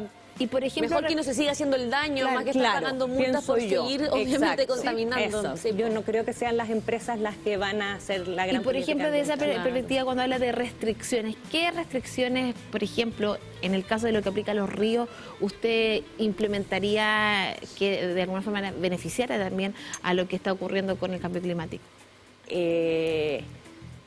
Bueno, ahí yo creo que tendría que pensar más y discutir, porque a veces como yo trabajo en la academia, para mí es muy fácil decir no toquen el río, no le hagan nada, pero en la realidad, en la política, en la planificación, eso no es posible. Pero una de las cosas que creo que es importante, por ejemplo, es mantener la vegetación y el bosque de las riberas, porque eso al menos actúa como un filtro para la contaminación, también un filtro para las inundaciones, o sea, para ambos lados, ¿no? Los desbordes o como también para lo que llegue al río, pienso. Claro, más vegetación y menos casas improvisadas también, ¿o no? Bueno, claro, es un punto súper importante, pero porque ahí estamos viendo imágenes de casas que están a metros del río y que efectivamente hace que las problemáticas vayan aumentando con respecto muchas veces a las inundaciones, etcétera, ¿no? Pero ahí hay un tema de la vivienda que trasciende, yo diría, lo de los ríos, porque ahí yo tendría que preguntarme, porque yo estoy cómoda en mi casita, ¿no? Entonces tendría que preguntarme quizás por qué surgió una casa improvisada ahí, ¿no? Entonces, claro, si yo no tengo otra opción, quizás es mejor una casa improvisada ahí que ninguna casa, ¿no? Entonces, creo que ahí hay un tema que también es más complejo. Sí. Y que hay que hacerse cargo, porque si no vamos a seguir creando riesgos. Y que es importante también ahí el comentar y avanzar en lo que es la gestión gestión de riesgo. Muchas veces acá conversábamos con Alejandro Sandoval, director también de Senapred, respecto de lo que ocurría también, sobre todo en esta temporada de inundaciones, donde él mencionaba, se le ha dicho también a todas estas familias que evidentemente no es la idea que estén ahí, pero es la única opción habitacional que tienen. Entonces también cómo avanzamos desde la política habitacional que se complemente también con el cuidado y la protección de los ríos. Claro, o sea, bueno, ahí desde la política habitacional yo creo que tienen que dar opciones, pues si no hay otras opciones, la gente va a ubicarse en lugares riesgosos. Y quizás dar otros usos también a veces a los ríos. Yo a veces hay ríos, no sé, cuando fui a Temuco, por ejemplo, me pareció que el río estaba muy botado. ¿En Temuco? Sí, o no sé, quizás me equivoco, perdón. Habían hecho como un humedal, un parque que nos fueron a mostrar, pero y seguramente se invirtió mucho dinero y era bien bonito, no recuerdo el nombre, pero después un poco más allá está el río y era como que hermoseamos una parte. No sé, entonces también quizás si empezamos a darle otro uso a los ríos, quizás también vamos a empezar a quitar de nuestra imaginación que esos son lugares para habitar. Claro, darle otros usos que puedan justamente hacer que la gente vaya comprendiendo la importancia de todos estos espacios y cuerpos de agua. ¿Cuál es la importancia de la vegetación, como tú bien nos has ido comentando, que exista alrededor de cada río esa importante florifauna que deben de habitar en estos cuerpos de agua? Sí, sobre todo yo diría en los ríos en sus zonas a veces más altas o los ríos que a veces no son tan anchos. La vegetación tiene varios roles importantes. O sea, por un lado es importante para el hábitat acuático porque también piensen que regula un poco la temperatura, quizás, ¿no?, el río en sí. Por otro lado, actúa, como les decía, como un buffer, un filtro por ejemplo, si ustedes piensan cuando llueve y viene toda esta escorrentía desde las vertientes, después llega al río, ¿no? La vegetación filtra un poco quizás esa agua, filtra un poco también si es que llegara a traer contaminantes o si es que trae que no llegue más carga de sedimento que quizás que el río puede transportar. Claro. Y por otro lado también a la hora de desbordarse el río va a proteger un poco el cauce de que se erosionen los bordes o que también el agua salga con mucha velocidad. Claro. Entonces yo diría que en todo sentido se gana y además que también si uno piensa en términos del ciclo hídrico, la vegetación también va como absorbiendo agua y que después quizás la va botando en otros momentos, entonces es más un regulador de muchos procesos. Doctora, cuando nosotros cruzamos el puente Yacolén, vemos que en el río Biobío específicamente están como, esto no sé si llamarlo islotes o vegetación que está presente también dentro del río. ¿Esto en qué afecta o contribuye a su cauce y específicamente, por ejemplo, al traslado de sedimento o de ciertas situaciones que se dan propiamente en el río, producto de todo lo que llega también a él? Ya, mira, en las zonas bajas de los ríos es común que se produzcan estas, que cuando están sin vegetación se llaman barras, que son zonas de acumulación de sedimento, ¿no?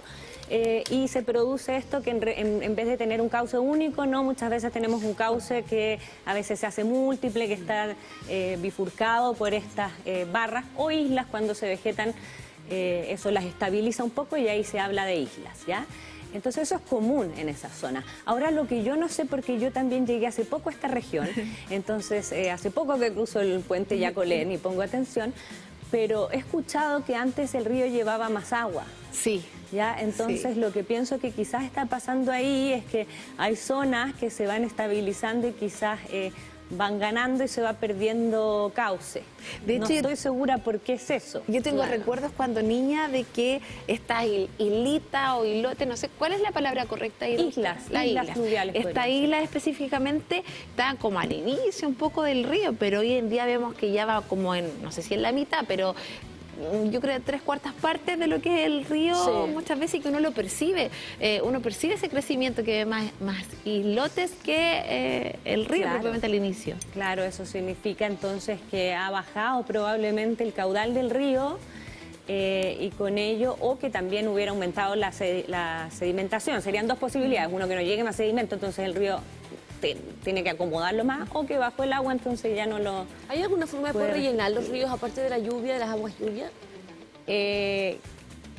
O sea, los ríos reciben, ¿no?, las aguas lluvias, que en general ocurren en las épocas de tormenta y después durante la época de seca, por decir así. Lo que alimenta a los ríos en general es el agua subterránea de la napa, que llega más lento, qué sé yo, porque también es agua que se infiltró, que tuvo que pasar por otras rutas, no tan directas quizás, como cuando ya llega el agua al río es como una carretera, por así pensar, ¿no? Y bueno, en el caso, no sé aquí si las represas de las centrales hidroeléctricas que hay, cómo actúan ahí con la regulación del agua, ¿no? Porque ellas también a veces pueden cortar y controlar el suministro. Eso es terrible para los ríos. De agua. Depende cómo se haga, porque si es que se controla de manera de que quizás podemos acumular un poquito más de agua en la época en la que nos puede causar inundaciones y después liberarla en la época que quizás está más seca, a lo mejor sí puede ser útil, ¿ya? Pero no sé si es lo que se hace, tampoco es el objetivo principal de las centrales. La importancia de los ríos para la biodiversidad, el poder comprender que hoy día a través de la educación vamos entendiendo que no solamente son cuerpos de agua independientes de nosotros mismos, sino que cuáles son las principales características que hacen que los ríos sean súper importantes para la biodiversidad. Bueno, uno, esto que les decía de que el río tiene esta dinámica lateral, ¿ya? Tiene esta dinámica longitudinal de aguas arriba y abajo, y también esta dinámica, como les decía, con lo que es el suelo, el subsuelo, la napa, etcétera, hace que haya mucho intercambio de nutrientes, de elementos, y eso va ayudando a la biodiversidad. Por otro lado, y que tiene que ver con lo que les hablaba antes, de que cuando nosotros construimos a veces en nuestros ríos los vamos como desnaturalizando y bloqueando esas dinámicas, los ríos se van volviendo más homogéneos. Y un río homogéneo es sinónimo de baja biodiversidad. ¿Por qué? Cuando tenemos un río, por ejemplo, que tiene sinuosidad, bueno, depende, o incluso si es un río que no tiene sinuosidad, pero que tiene zonas que tiene escalones, tiene otras zonas donde tiene rápidos, tiene otras zonas donde tiene pozones, etcétera.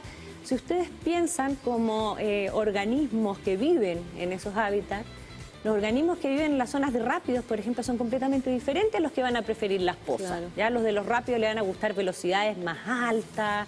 En general van a ser, por ejemplo, el cangrejo tigre, no sé si han escuchado hablar del cangrejo tigre, le gustan esas zonas de rápido, porque tiene patitas, qué sé yo. Hay otros que van a preferir las pozas, ¿ya? O por ejemplo los peces a la hora de desovar en los ríos, si es que son ríos que hay peces, también van a preferir ciertos ambientes. Entonces, a la hora de tener un río con una morfología de cauce heterogénea, ¿ya? Con un flujo heterogéneo que en zonas es más rápido, en otras es más lento, en otras es más ancho, va a permitir una mayor biodiversidad.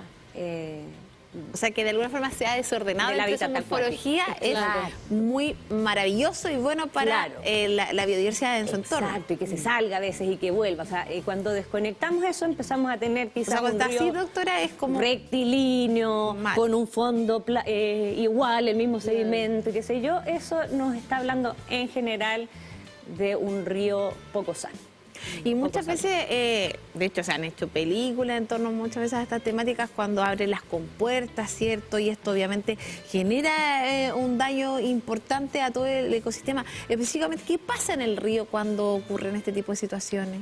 ¿Cuáles situaciones? Por ejemplo, la apertura de compuertas de centrales. Ya, mira, a mí creo que la apertura de compuertas hay que tener a veces cuidado porque puede causar inundaciones o cosas así. Pero para el río sería como una gran crecida. Y el río de alguna manera está acostumbrado a eso. Entonces, por supuesto, traería como cambios drásticos en un minuto, pero después el río se volvería a ajustar. El problema es cuando ponemos las compuertas y cerramos. Para mí es más problemático cuando ponemos, instalamos y le empezamos a reducir el caudal. Entonces, ¿qué pasa abajo de la compuerta? El sedimento, como ahora hay menos caudal, hay menos poder para movilizarlo, se empieza a inmovilizar. Se empieza a generar sedimento grueso. Se empieza a reducir el ancho del cauce. Se empieza a homogeneizar. Y ahí sí que empezamos a perder hábitat fluvial. ¿Ya? Lo otro, cuando abrimos las compuertas, mucho cuidado porque digo puede ser desastroso, sobre todo para los humanos, pero para el río va a ser como una gran crecida. Una perturbación que después se va a ajustar. Sí. Y para ir finalizando también, ¿cómo se comportan los ríos, sobre todo en esta época del año? donde hay presencia de gran cantidad de precipitaciones. En comparación, por ejemplo, a mes con más sequías, como bien hemos ido hablando, ¿no? Enero, diciembre, enero, febrero. Claro, no, ahora hay que estar más preparados para crecidas, posibles desbordes, si es que tenemos, ¿no? A veces condiciones meteorológicas que causan precipitaciones muy extremas, ¿no? También otra cosa que se relaciona con los ríos, ¿no? A veces quizás no es tan directa la conexión, pero sí está, también empiezan a haber, a veces son eventos de remociones en masa, ¿no? En zonas de cerro, que también eso va produciendo a veces más sedimento, que después también puede llegar a los ríos. Por ejemplo, si ustedes van al río Penco, uno va subiendo, empieza a ver que ahí es una zona que está muy forestada con eucaliptus y pino, que empiezan a caerse estos árboles, ¿no? Y bloquean a veces el río, el cauce, porque están muy cerca, por tormentas de viento, qué sé yo, ¿no? Entonces se activan bastante en esta época, las dinámicas de los ríos se activan, lo que por un lado es muy importante para los ríos, pero por otro lado también es riesgo para algunas de nuestras actividades. Doctora, ¿su río favorito aquí en la región del Biobío? El río Penco. El río Penco, sí, como que identifiqué, o sea, lo ha nombrado bastante. Le queremos agradecer el día de hoy por visibilizar parte importante de lo que ocurre con los ríos, con sus dinámicas, con sus características y sobre todo cómo nosotros podemos contribuir, ¿cierto?, a ser mucho más conscientes de la importancia de estos cauces fluviales para nuestro medio ambiente. Muchas gracias, doctora María Alejandra Elgueta, de la Facultad de Arquitectura, Urbanismo y Geografía de la Universidad de Concepción. Muchas gracias. Hasta pronto. Quédense acá con sí, acompáñenos a la pausa comercial porque es importante que distintos expertos desde nuestra casa de estudio nos acompañen para ir obviamente planteando temas que son relevantes en este día lunes. Nos vamos a una pausa comercial para ya seguir con todos los que nos va quedando, ¿verdad? En este día donde el matinal es hasta las 12:30 horas, así que vamos rapidito y volvemos, no se vayan. Doctor.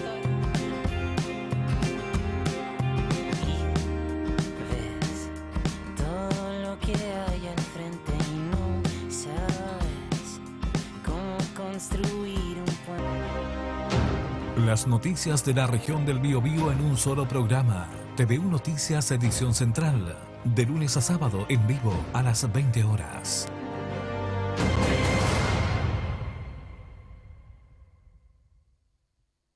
TNT Sports volvió a Mundo. Contrata hoy TNT Sports en Max más fibra 1000 megas por solo 19,990 pesos por 6 meses.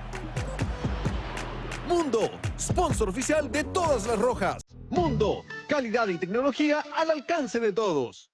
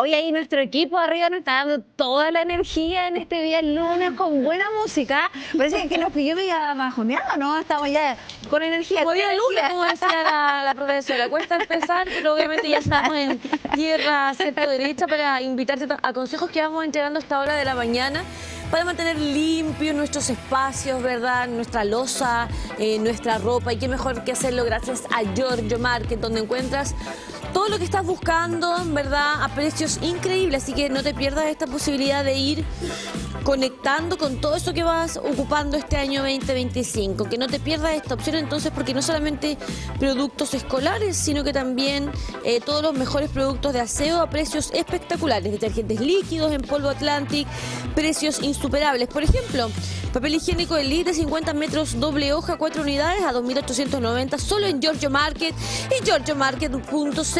Más barato, imposible. Oye, Giorgio siempre con las mejores ofertas.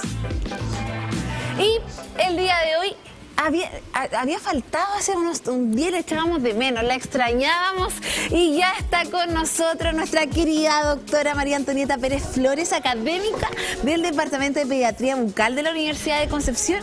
Además, lidera un proyecto bastante importante aquí en la región del Biobío que tiene relación con la formación de lideresas en salud oral en escuelas de la comuna de Concepción y además es directora del posgrado en odontopediatría de la Universidad de Concepción. Tremenda doctora, que alegría poder recibirla de nuevo. Ay, muchas gracias por invitarme. Aquí estamos, pues, para hablar algunas cosas hoy que tienen que ver con la salud bucal de nuestros niños. Nos trajo un gran ejemplo acá. Una salud bucal que muchas veces se ve perjudicada con el concepto de lo que es la apnea del sueño.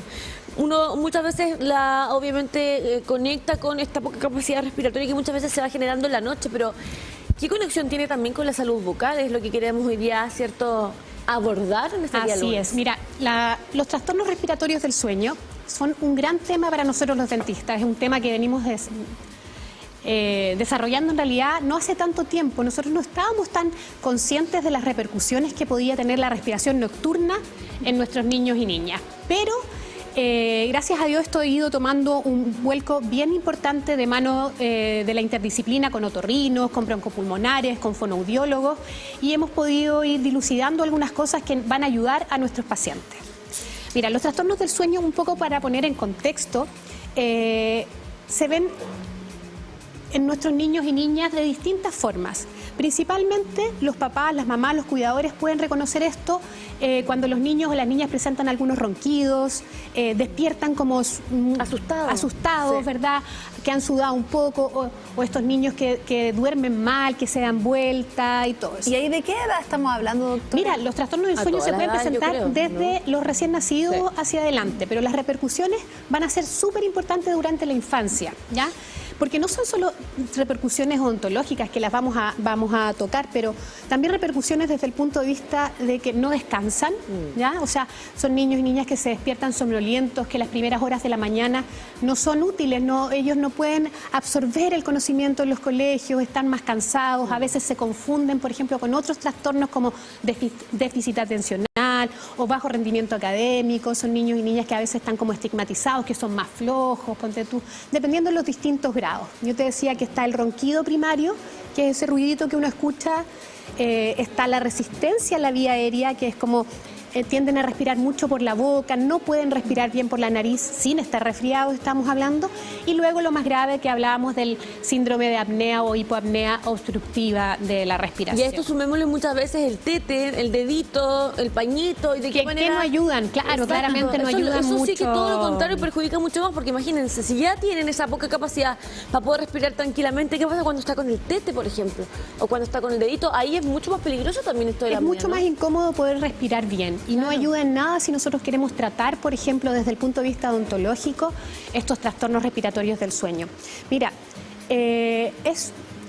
hemos cuidado poco el sueño de nuestros niños, yo creo, y las cosas que pasan cuando los niños y las niñas duermen son tan importantes que la atención debe ser súper clara. Hay que cuidar no solo la cantidad, que eso también es un tema. La higiene del sueño. La higiene del sueño. Hay algunos tips que uno puede darle a los papás para que los niños y las niñas duerman mejor. Pero hablamos no solo de la cantidad de sueño, que descuidamos mucho, sino que también de la calidad del sueño, un sueño reparador, que nos ayude, por ejemplo, a liberar la hormona del crecimiento que se produce en la noche, que nos ayude a resetear todo lo neurológico, a descansar la musculatura, por ejemplo, para poder enfrentar un nuevo día. Y de hecho, ¿qué pasa, doctora, también desde cómo está conectada la salud bucal con nuestro cerebro, considerando de que quizás ocurren ciertos procesos durante la noche que tienen que realizarse, y si para, por ejemplo, los niños no lo hacen, obviamente va a afectar en su rendimiento y en, me imagino, otras áreas? Mira, para poder hacer ese hilo, yo quiero como poder explicarle un poquito a los telespectadores de qué se trata este trastorno respiratorio del sueño y la relación con el dentista.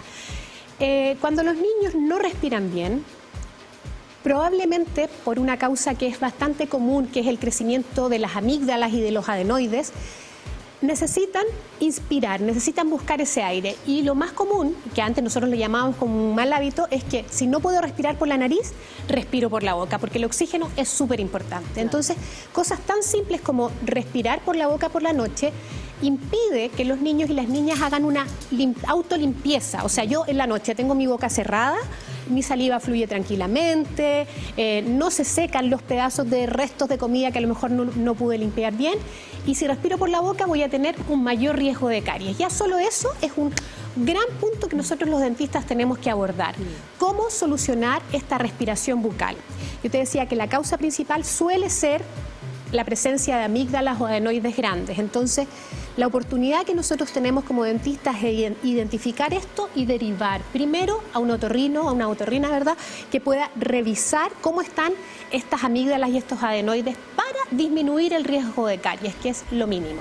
Vamos entonces hoy día a transparentar cuáles son esos síntomas que deberíamos de nosotros ir reconociendo a la hora de ver que nuestros hijos o sentir que nuestros hijos están con este diagnóstico de la apnea. Poca capacidad de respiración, por ejemplo, ir a las 11, 12, 1 de la mañana a estudiar lo que le está pasando a nuestro hijo.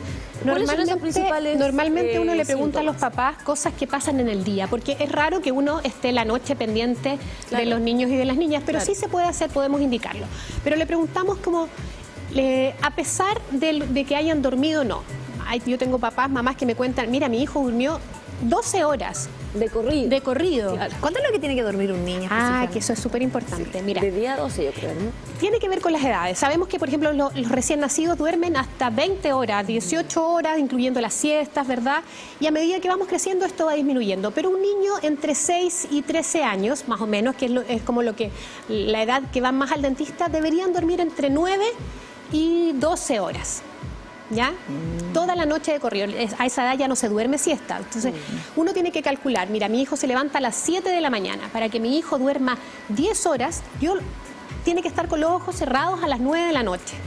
Y si se levanta a las 6 de la mañana, esta hora de irse a dormir tiene que ser entre las 7 y las 8 para que pueda lograr la reparación, la liberación, decíamos, de la hormona del crecimiento. Entonces, yo en las mañanas me voy a levantar cansada, si es que no logré todas esas horas de sueño. Y esa es la primera pregunta que yo le hago a los papás cuando identifico algunos signos bucales, que después vamos a hablar de eso también, de los trastornos respiratorios del sueño.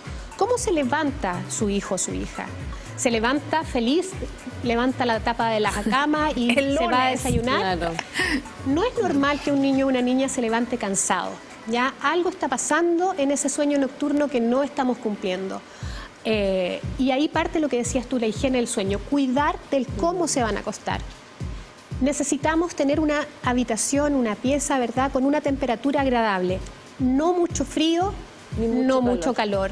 Uno como mamá de repente tiende a que la pieza esté súper calentita para que pueda lograr el sueño. No, tampoco es cómodo porque los niños tienen una sudoración nocturna, sobre todo cuando respiran un poquito por la boca, que tiene que ser cuidada.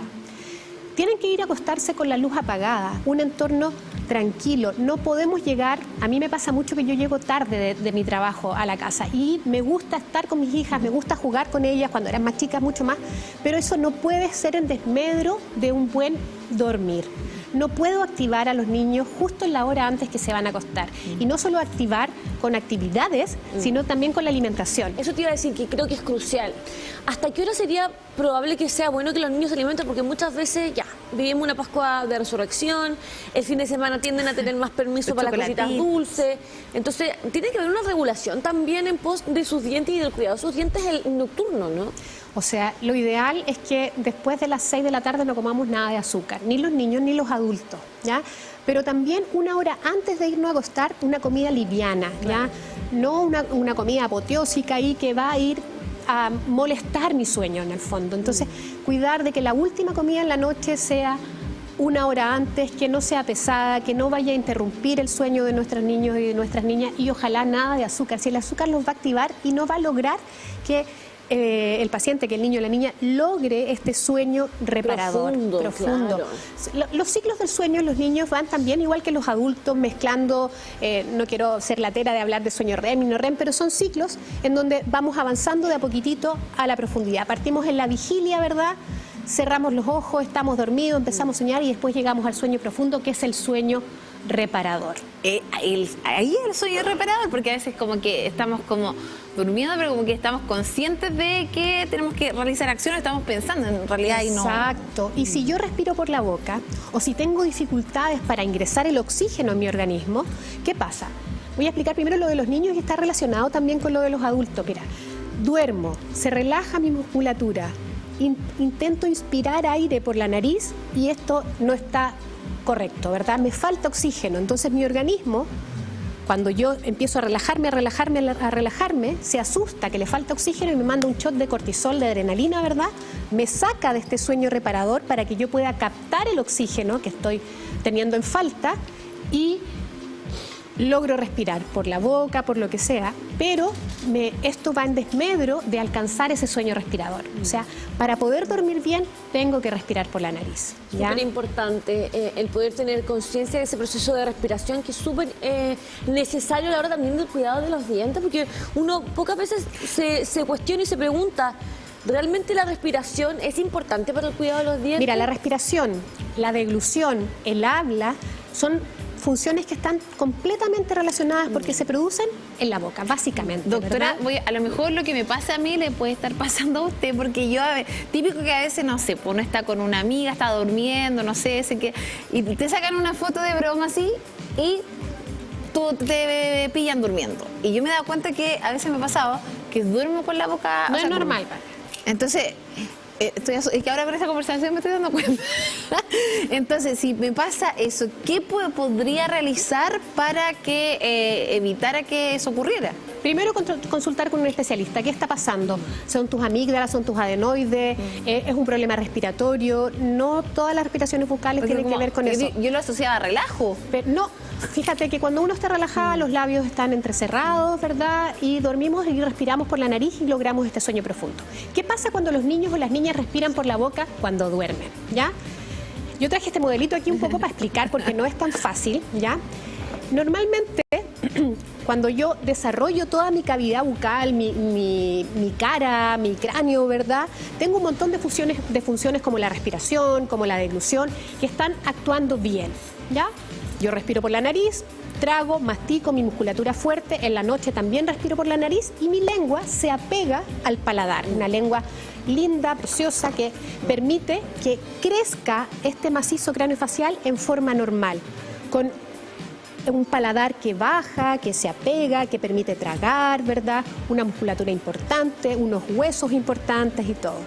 Cuando yo respiro por la boca, esta lengua no llega al paladar y mi maxilar empieza a crecer un poquitito como hacia adentro de la cavidad nasal y no se desarrolla en forma normal. O sea, igual genera como un cambio en la morfología de la cara. En la morfología de la cara, muchísimo, ¿ya?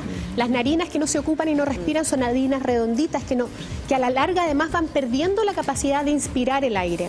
Entonces, si este triángulo es mi cavidad nasal, que por los adenoides o lo que sea, ¿verdad? Amígdalas palatinas no me deja respirar bien, y encima estoy en periodo de crecimiento y mi paladar empieza a crecer además hacia la nariz, esta cavidad nasal queda más pequeñita y yo voy creciendo con mucha desventaja en cuanto a los niños o a las niñas que respiran bien. Y aquí me imagino que, por ejemplo, encontramos la boca seca. Boca seca, que es lo que aumenta el tema del riesgo de caries. Dificultades para tragar.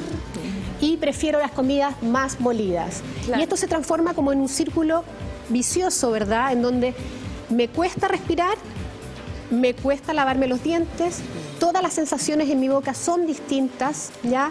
No estoy acostumbrado a masticar carne, por ejemplo, o cosas más fibrosas, y eso además hace que todo se estimule menos y entramos cavidades bucales más pequeñas, cavidades nasales más pequeñas, menos respiración por la nariz, más respiración por la boca y empieza el círculo de nuevo. Dificultades también obviamente para, como hemos ido hablando, respirar, pero podríamos también tener infecciones bucales, si es que efectivamente no... Claro que sí, porque mira, dentro de nuestra saliva, lo que te decía yo, esto como de la autolimpieza, hay un montón de inmunoglobulinas que tienen este factor como protector de nuestras mucosas, de nuestros dientes, me sale un afta, si yo tengo saliva normal, el tiempo de duración va a ser menos que si mi boca está seca, ¿ya?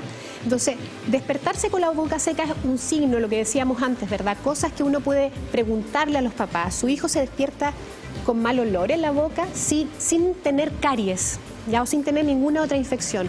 Se despierta en el mismo lugar que se acostó o con la cabeza para los pies o mueve las piernas en las noches, se despierta cansado, no quiere ir al colegio. El profesor, la profesora ha informado que en las 2 primeras horas de colegio está como inatento, como que no responde, un poco desconectado. Y esto es fácil identificarlo de esa forma, pero hay un grupo de niños y niñas que, a pesar de estas dificultades, son buenos alumnos, pero el costo emocional de eso es muy alto. Sería mucho mejor si ellos durmieran bien, si respiraran bien por la noche. O sea, las consecuencias también son causa de estos trastornos respiratorios del sueño, y es ahí la importancia del dentista. ¿Hay alguna implementación que se pueda utilizar, por ejemplo, para que esto no ocurra, no sé, algún aparato o algo? Sí. ¿O es simplemente respiración y hay que empezar a trabajarlo? No, mira, nosotros tenemos que, como papás, antes que como dentistas o la visita como el dentista, potenciar cosas tan simples como limpiar la nariz, ¿ya? Permitir que respiremos bien por la nariz.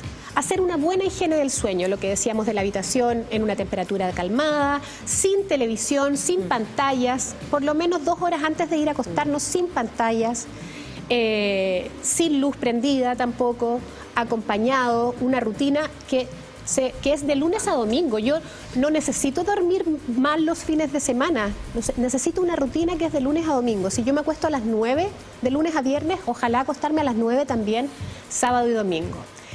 Pero cuando ya se ha producido el daño, por ejemplo, cuando se estrecha el paladar, por esto de que respiro más por la boca que por la nariz, ahí nosotros los dentistas podemos poner algunos dispositivos. Los odontopediatras y las odontopediatras estamos preparados para poner algunos aparatos que van de la mínima cooperación para agrandar este paladar a otros que son un poquito más intensos, en pacientes en crecimiento.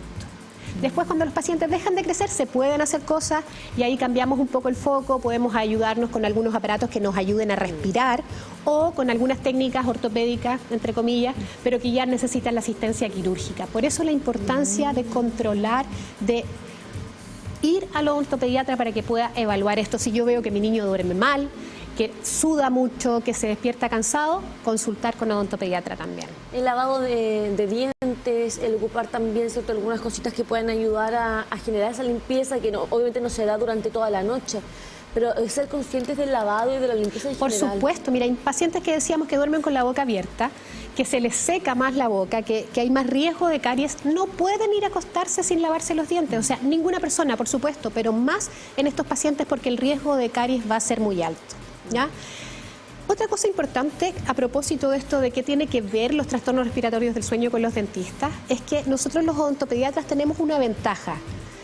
Los papás, las mamás llevan a los niños al dentista por costumbre, porque lo tenemos un poco más interiorizado, ¿verdad?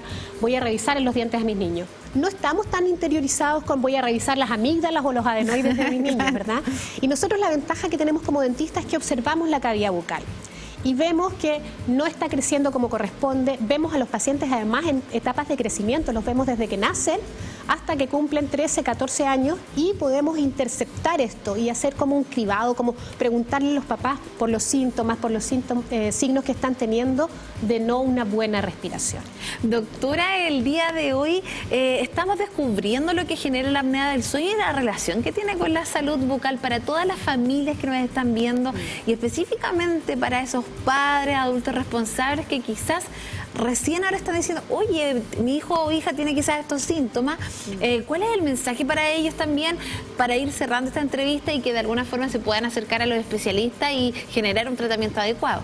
Mira, el primer mensaje es observar a nuestros hijos, observar cómo respiran. Cómo respiran, no necesariamente en la noche, yo tampoco le pido a los papás que vayan a mirar. Si aprietan los dientes en la noche, el bruxismo en niños está muy relacionado con esta mala respiración. Niños o niñas que no quieren comer, que son como muy selectivos, podría ser una de estas causas. Es como si yo te pido, Pame o Cata, que comas con la nariz tapada, que tragues, es súper difícil. Entonces, ¿qué voy a preferir yo como niño o niña? Pucha, mejor quiero los alimentos que pasan rapidito y no quiero carne, no quiero masticar. Que mojen la almohada, por ejemplo, con saliva, que saliven en la noche tampoco es normal. Y eso sí uno lo puede ver en la mañana y observar. Entonces, la invitación a los papás, a las mamás, es que miren cómo están creciendo sus hijos, porque tiene solución, podemos ayudar. El gold standard para esto, lo primero, ¿verdad?, que hacemos nosotros los dentistas es una evaluación por especialistas en la respiración, otorrinos, broncopulmonares, para que vean que esto no es solo una alergia, sino que puede ser algo mecánico como amígdalas adenoides. Y después, si es que hay daño o que hay falta de crecimiento, ponemos un aparato que recupere este crecimiento perdido y hacemos consejería también de la alimentación, con nutricionistas, ¿verdad? De preferir siempre desde que tenemos muelas, las muelas salen a los 2 años y medio. Desde ahí preferir una alimentación masticable para el buen desarrollo de la boca y de la cara. Conversaciones que obviamente vamos generando para que la gente en casa vaya tomando nota y vaya comprendiendo la importancia de la salud bucal en este caso, sobre todo en la noche con la apnea, las posibles apneas, ¿cierto? Me acabo de enterar que tengo apnea. No necesariamente apnea, a lo mejor es una resistencia a la vía aérea, pero sería bueno que lo controlaras. Sí, voy a ir con una camarita. Gracias, doctora, por la posibilidad de estar hoy día con nosotros. Esperamos poder tenerla, ¿cierto?, bien seguido para seguir hablando de la importancia de la salud bucal. Sí, vamos a hablar, yo creo que de chupetes la próxima sesión. Super. Tú, mira, tú lo habías mencionado con ya que lo dijiste. Voy a traer los míos. Los niños. Muchas gracias, doctora. No, gracias a ustedes, me encantaba con nosotros y por supuesto reeducarnos en estos temas que son importantes también de conversar durante la mañana en este día lunes de salud. Pausa y volvemos en unos minutos.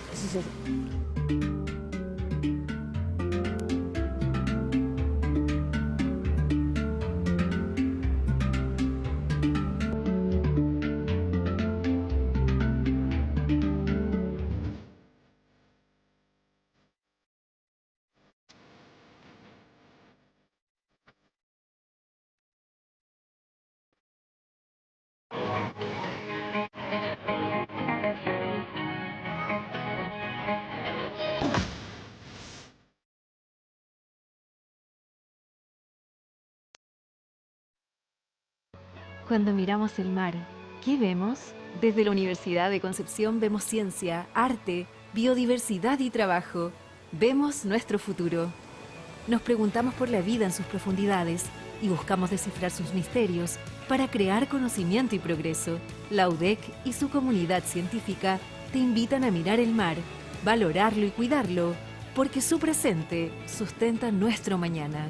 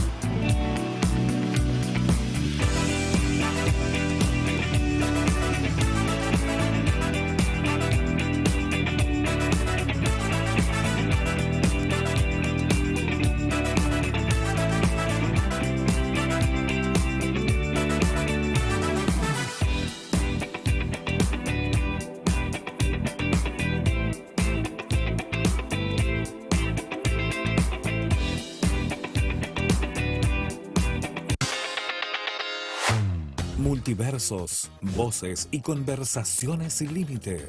A través de TVU, el canal de televisión de la Universidad de Concepción.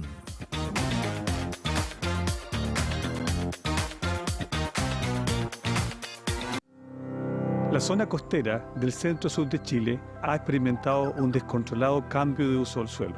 Esto ha llevado a que los bosques nativos presenten altas tasas de pérdida y degradación. Campus Naturaleza de la Universidad de Concepción es un proyecto emblemático de cuidado y protección de la biodiversidad característica de esta zona geográfica. En esta zona del país existen bosques como los bosques caducifolios de Concepción. Ellos contienen especies como robles, olivillos, naranjillos y pudú, que son especies únicas del país y no se encuentran en otra parte del mundo. El principal objetivo será la conservación y restauración de la biodiversidad regional mediante un espacio que dé oportunidades para la investigación, la educación y la recreación. Es un regalo de la Universidad de Concepción para la comunidad perenquista y comunidad nacional, de manera que puedan apreciar la riqueza de esta biodiversidad del bosque costero de la región del Biobío.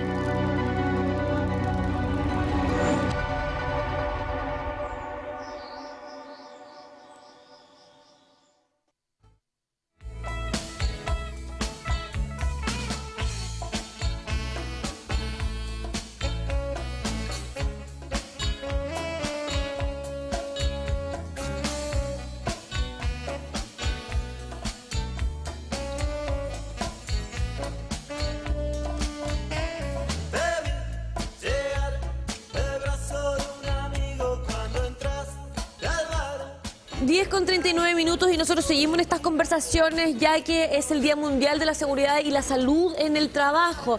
Reafirmar entonces este compromiso por la salud de los trabajadores y trabajadoras del país, cumpliendo con la fusión de referencias ciertos nacionales en materia de salud y seguridad en el trabajo. Saludamos a todas las personas también que van formando parte de estos desafíos y hoy también hablarlo desde el lado cierto que tiene relación con lo psiquiátrico. Estamos junto a Nelson Pérez, psiquiatra jefe de la unidad psicotrauma y del Comité Ético Científico del Servicio de Salud Concepción. Es buena la música también para entornos laborales que no sean deficientes, doctor. ¿Le gustó esta canción también, cierto? Sí, buena. Es sí. buena. En mi época además. La vamos a dejar como favorita de usted en este segmento, doctor.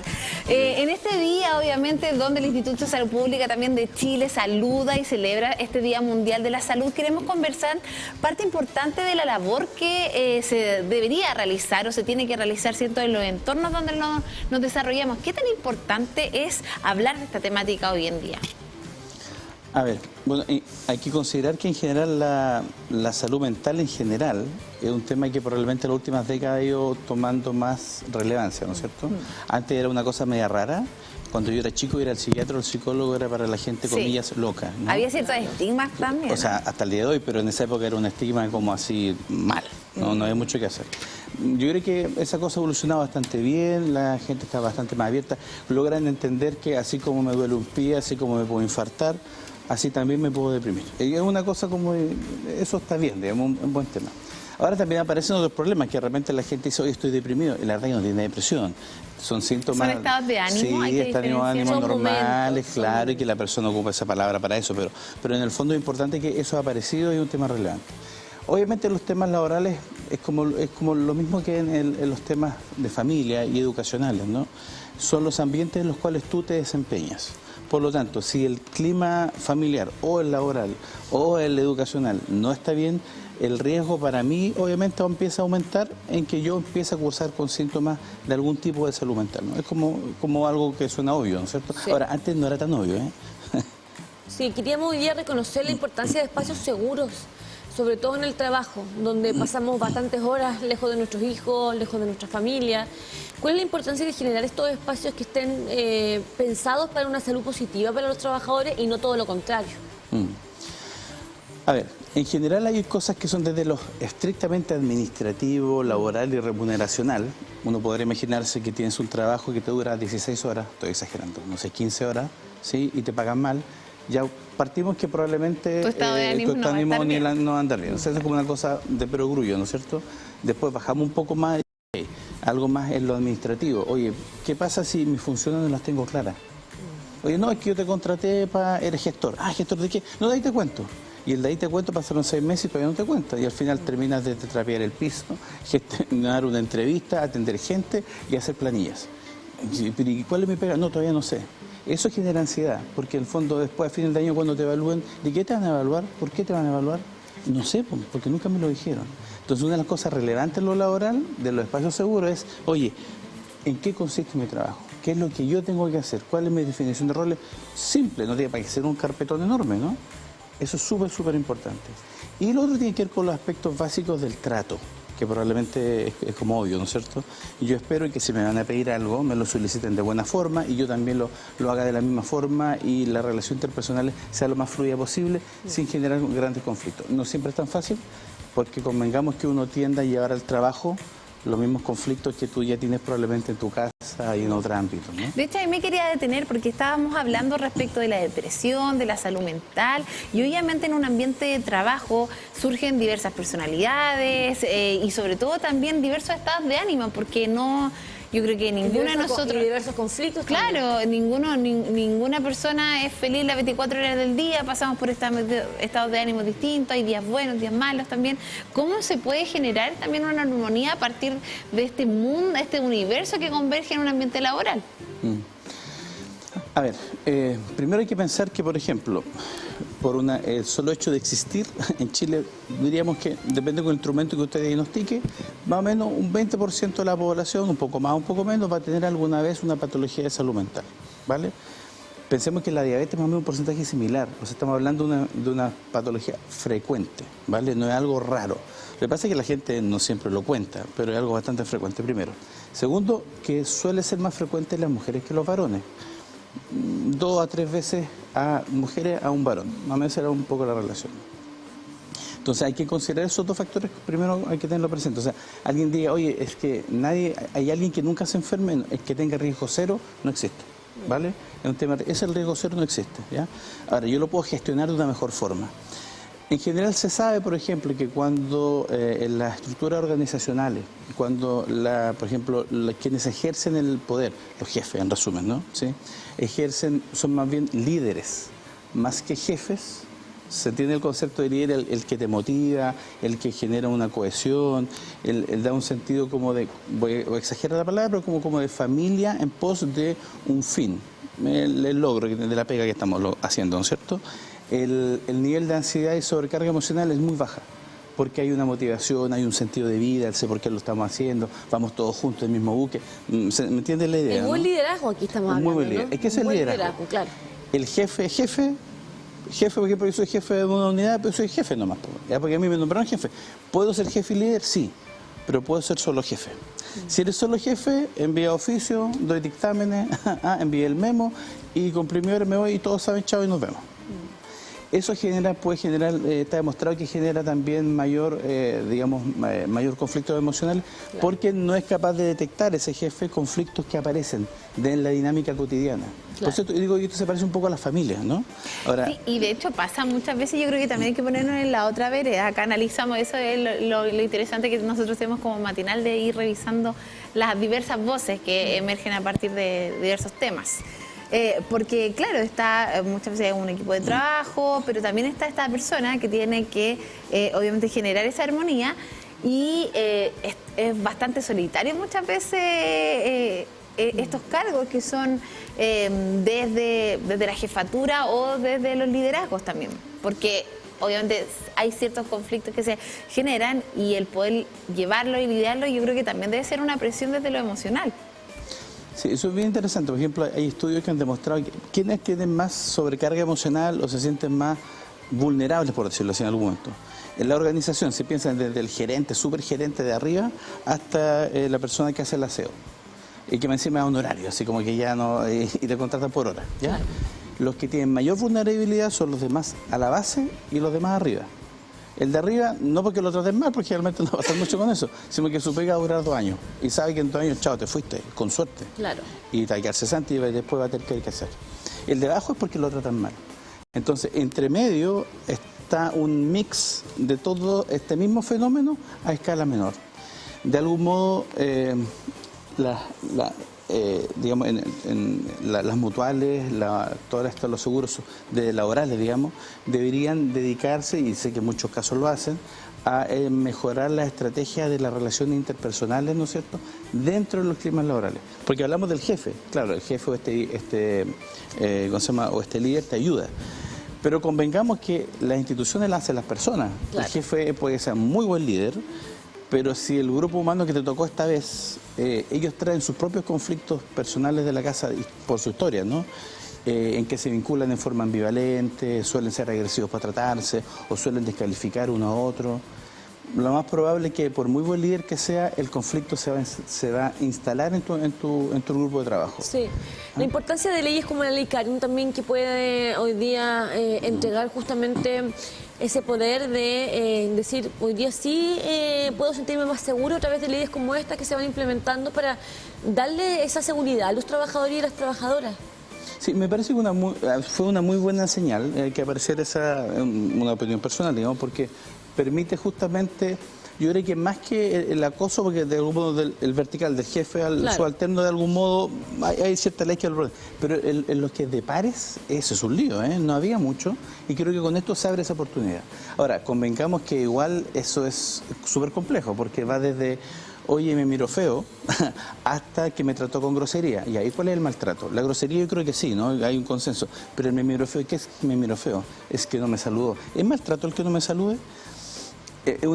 A lo que hoy hay un rango muy de grises que algunos opinan que sí es y otros opinan que no. Y en eso probablemente la ley tiene un buen espíritu, pero cuesta al momento de aplicarla, ¿no? Y de hecho uno lo ve con muchos casos de pacientes que están en eso, entre que cuesta llevarla a cabo porque es es una cosa subjetiva, ¿no? Tiene que ver con las relaciones interpersonales. Convengamos que ya eso es difuso, ¿no? No es tan fácil. Entonces llevarlo a una ley operativa ha sido un poco complejo, pero me parece que es una muy buena señal y ha puesto como en foco de atención algo que antes probablemente pasaba completamente desapercibido. Creo que es lamentable que se tengan que generar leyes, lo hemos comentado acá en el matinal, que tienen relación con conductas que deberíamos tener en nuestro día a día y que no existe una ley para poder... O sea, que exista casi una ley para que entre colegas nos respetemos o existe ese buen trato, yo creo que es básico. Entonces, desde ese punto de vista también, ¿qué le parece que tengamos que inventar leyes o generar, más que inventar, generar leyes para que se den esos entornos que son saludables también para la salud mental? O sea, completamente de acuerdo que es un problema. Ahora, si usted se fija o buscamos, oye, ¿cómo lo hacen los otros países? Están las tradiciones como... Nosotros tenemos la tradición española, ¿no? Que todo se escribe. Entonces, todo está lleno de leyes, pero por las cosas más increíbles. La tradición anglosajona, los ingleses, estadounidenses, es al revés. Hace una ley cortita, pero todo lo demás se interpreta. Pero ahí actúan como de buena fe. Asumen que usted no va a hacer nada en contra de la buena fe. Acá al revés. Suponen que usted va a actuar de mala fe. No sé, es súper diferente. Yo creo que es un tema cultural. Eso tiene que ver con cómo posiciono al otro ante mí frente a mis necesidades. ¿Impongo las mías a la fuerza? ¿O aunque no le guste? ¿O soy capaz de ponerme en el lugar del otro y espero a su opinión para tomar una decisión?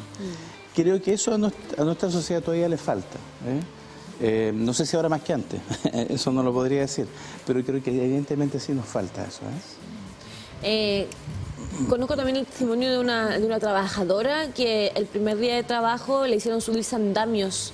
Tenía miedo de la altura. Exactamente. Entonces aquí también no solamente hablar de la salud mental, sino que de una salud que tenga relación a que los trabajadores y trabajadoras estén bien realizando sus labores. No solamente, como tú bien dices, oye, ya, tu trabajo es este o este, sino que brindar espacios que estén preparados y aptos para el trabajo y que puedan sentirse efectivamente seguros desde lo físico hasta también lo psicológico. ¿Qué pasa en ese caso y cuáles son las normas efectivamente que deben de regir para que los trabajadores y trabajadoras de Chile se sientan seguros también desde lo físico y desde lo psicológico y emocional? Bueno, cuando decía al principio que, digamos, del extremo de alguien que trabaja 12, 15 horas y le pagan poco, y está un poco incluido en esa parte también, ¿no?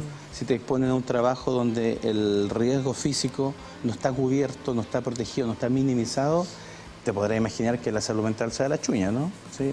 De hecho, poco tiempo atrás me tocó ver una persona que trabajó en la minería, que le hacían rescatar tierra suelta digamos, donde se había explotado, y habían cartuchos que no habían rentado.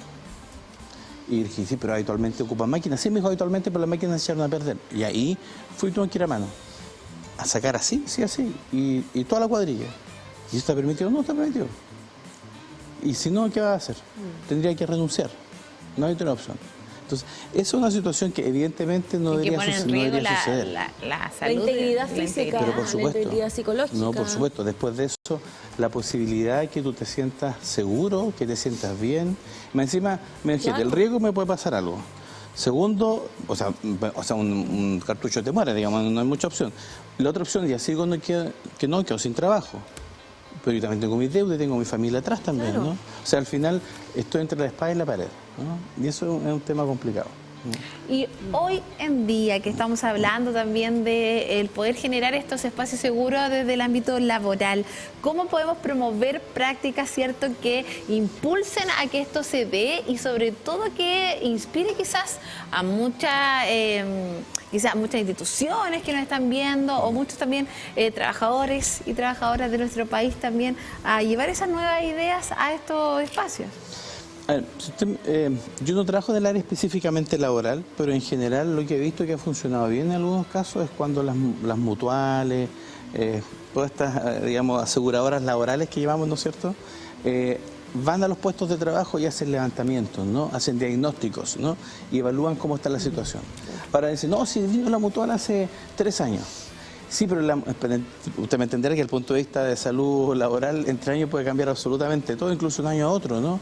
Entonces no nos sirve que vengan cada 10 años a hacer diagnóstico. Eso no sirve de nada.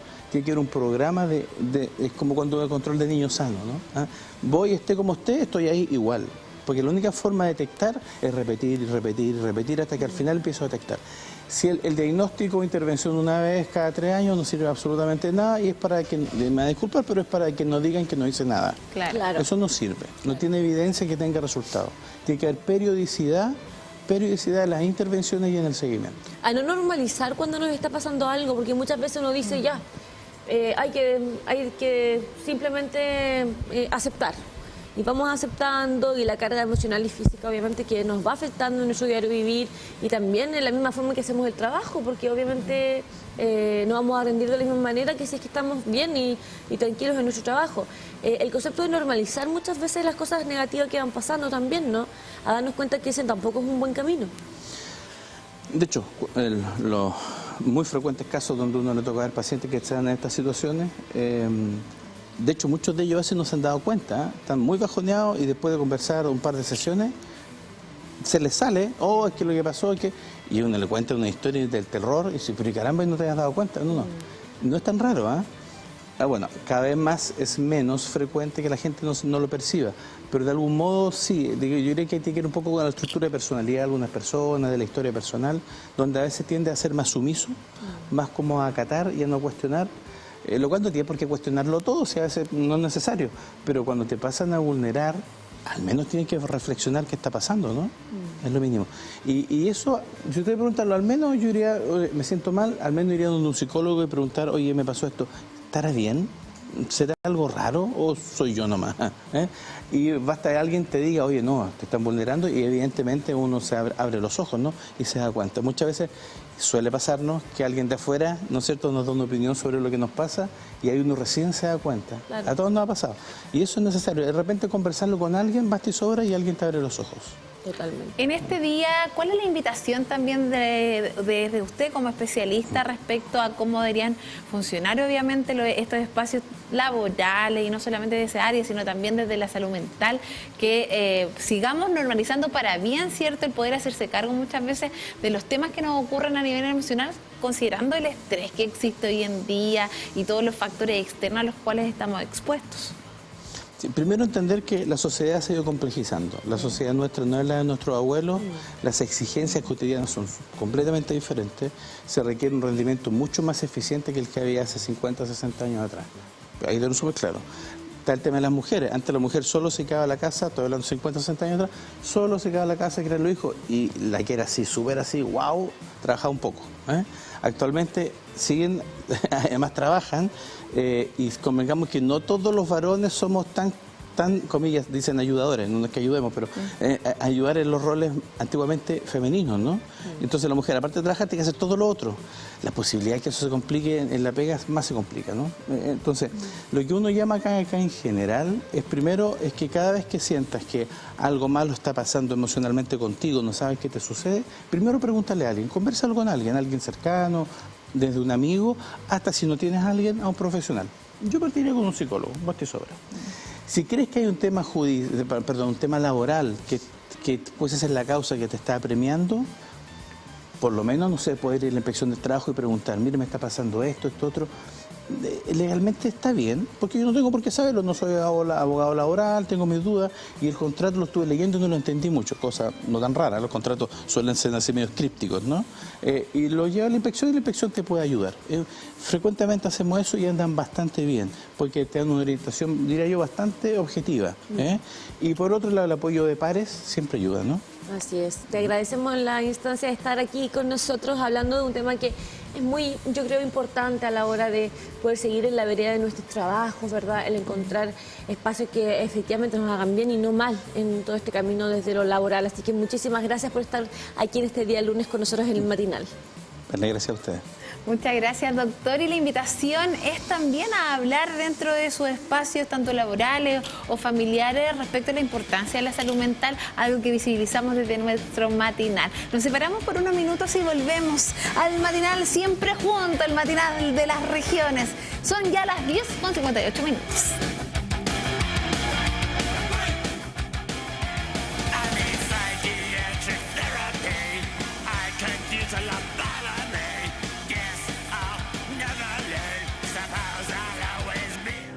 La zona costera del centro-sur de Chile ha experimentado un descontrolado cambio de uso del suelo.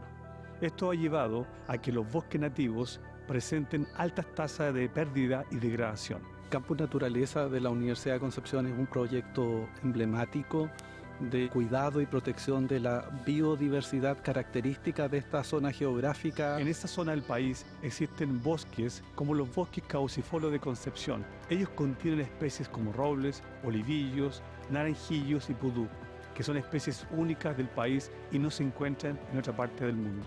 El principal objetivo será la conservación y restauración de la biodiversidad regional mediante un espacio que dé oportunidades para la investigación, la educación y la recreación.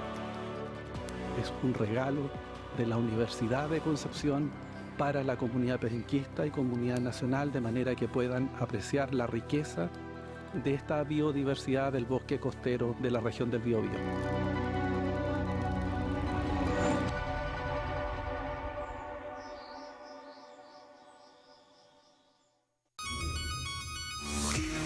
Soy Soledad Neto y quiero hablarles de algo que como periodista me importa, la tecnología que conecta nuestras vidas. Elegí ser parte de Mundo porque es una empresa que comparte mis valores: credibilidad, responsabilidad, inclusión y sobre todo innovación. Mundo es una empresa chilena nacida en la región del Biobío que ha logrado ser la más